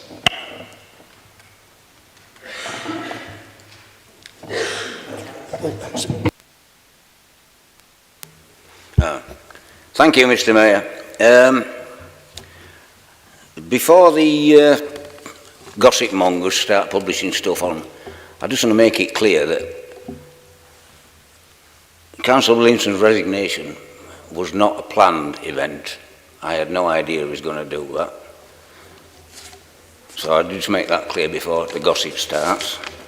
But I don't think it was the last one anyway. But on a point of the agenda, the amendment, I keep reading everywhere, and every time they say it, the Labour group are saying the only controlling Labour group provided a legal and legitimate budget. And nobody ever said that they shouldn't. In fact, I understood that in a private meeting where they decided to suspend me, by the way. I understood that we need to have a legal and legitimate budget. What I complained about, and one of the points being missed here, that we were misled about that budget. The information about job cuts, we were told a few voluntary redundancies. It turned out to be 270. Sorry, but you need to speak to the amendments. Well, this is in the amendment. It talks about the budget. Can you get on to the amendment then, please? Well, that's the point. This is what the amendment's talking about. That it's misleading. I am not against the Labour government. I spent, I campaigned for it. I voted for it. And as far as this council's gone on, it has to present a legal budget. And Mr. Mayor, it's mentioned here, so I can refer to the budget and why I voted against it. Because we were lied to. I don't know if I'm allowed to use that word. Is it misled? We were told about job cuts, a few. It turned out to be 270. I learned of that on Look North. Okay? So it's one of the reasons why I voted against it. And Councillor Williams spoke against it in the budget meeting. So we were misled. So it led to us voting against it. I'm not criticising the Labour group for bringing that budget forward, but there was no debate. We had a round table meeting where we were misled about it, but there was no debate. I was never allowed to vote on whether we wanted to. Can I ask you to speak to the amendment, please? Well, I thought I was doing that, Mr. Mayor. Well, I don't think you are. Okay. Well, it mentions the budget in here, so that's why I went to it. But also, the Wakefield Labour Group has a track record for standing up for the residents of Wakefield District and called out previous Conservative and Liberal, yes it has, it's called out of previous governments and all that. But it's crossed out, we have promised to call out the Labour government when it gets things wrong. Now it did say that. I'm sure the leadership and certain councillors said that where this government's wrong, they will call it out. So they've accepted that the welfare cuts are wrong. They accepted that the winter fuel payments were wrong. They said nothing about the two-child benefit cap. They said nothing about the WASPI women, or indeed the government's promise to freeze council tax. They said nothing against that. Does that mean because they didn't speak against it, they were in favour of all those things then? That's a question for anybody to answer. So that's points I wanted to make, Mr. Mayor. Thank you, Councillor Bates. Councillor Morley. Thank you, Mr. Mayor. And thank you for the movers and seconders of the amendment. I do take on board what a couple of previous speakers have already mentioned. These elements of these reforms we are not comfortable with, we're not happy about. They are elements about people who have been in long-term unemployment that should be helped into work. No one should be faced with long-term unemployment, Mr. Mayor. And there's a lot of merit in that. I think everyone around the council would agree on that. But I do take exception to when people say they know how the Labour Party works and that this was sent from national office. Well, we all know that's complete nonsense. We all know that other Labour groups can control council, are doing it up and down the country now. There's some momentum growing behind this. But I do take exception when people said they was lied to and misleading Labour groups when they've never even spoke at them. It's quite true, Mr Mayor. They said to spend more time in, what they call it, cafe down the bottom down there, down that cafe than they did in Labour group. Listen to the debates and discussions and one thing and another and taking part in that. So to come here now, I mean, Councillor Bates, will congratulate you on your maiden speeches because you're faring better outside the group than you did in the group, really. So, quite true, I do agree with what the amendment's coming from. There are elements of us on our side of the chamber are concerned about. We are raising them with our MPs, with our government. We have wrote to them. This is not merely mouth. This is strong stuff coming from us. But I do take exception, Councillor. You've made mention all night about ostracising and one thing or another. The only person being ostracised, Councillor Harvey. I mean, I know how long a barge pole is now. You even chucked her out your own Councillor room Morley, to get yourself as opposition. That'll do. Whoa, stop. True. We may have disagreements, that's all it is. I thought Councillor Moore was talking about a motion or amendment or whatever it is now. So, okay. So are you going to stop him from... Oh. Right. Is there any other member who wishes to speak? Thank you. Councillor Wilton, as the mover of the amendment, do you wish to reply before we take the amendment to vote?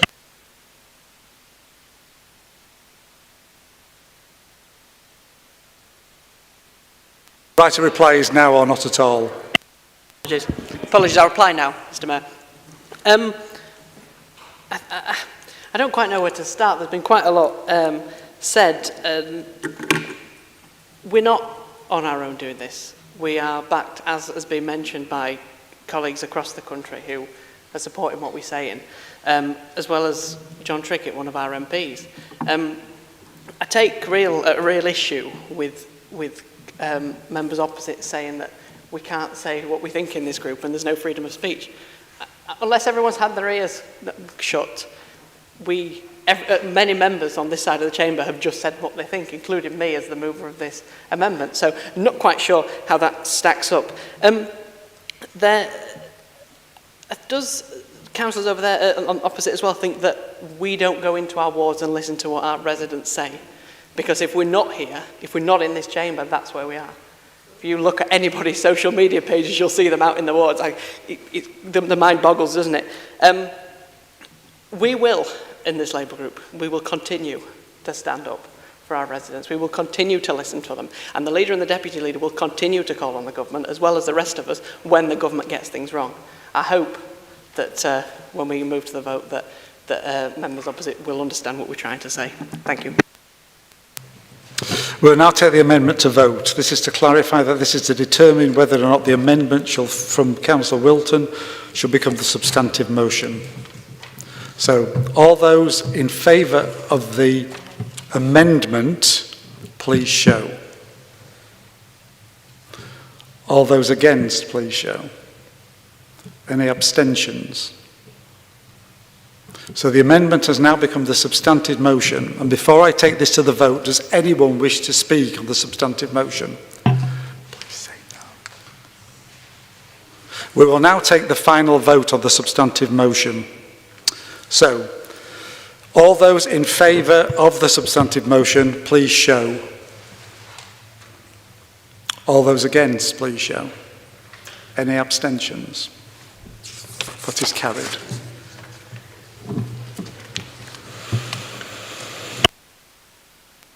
Colleagues, that was the last item on the last ordinary council meeting of this municipal year. Thank you for your attendance, and before I declare this closed, I was hoping that I wouldn't have to use this in the last 12 months or so. Unfortunately, I broke that record today. Sad really, but hey ho. I now declare the meeting closed.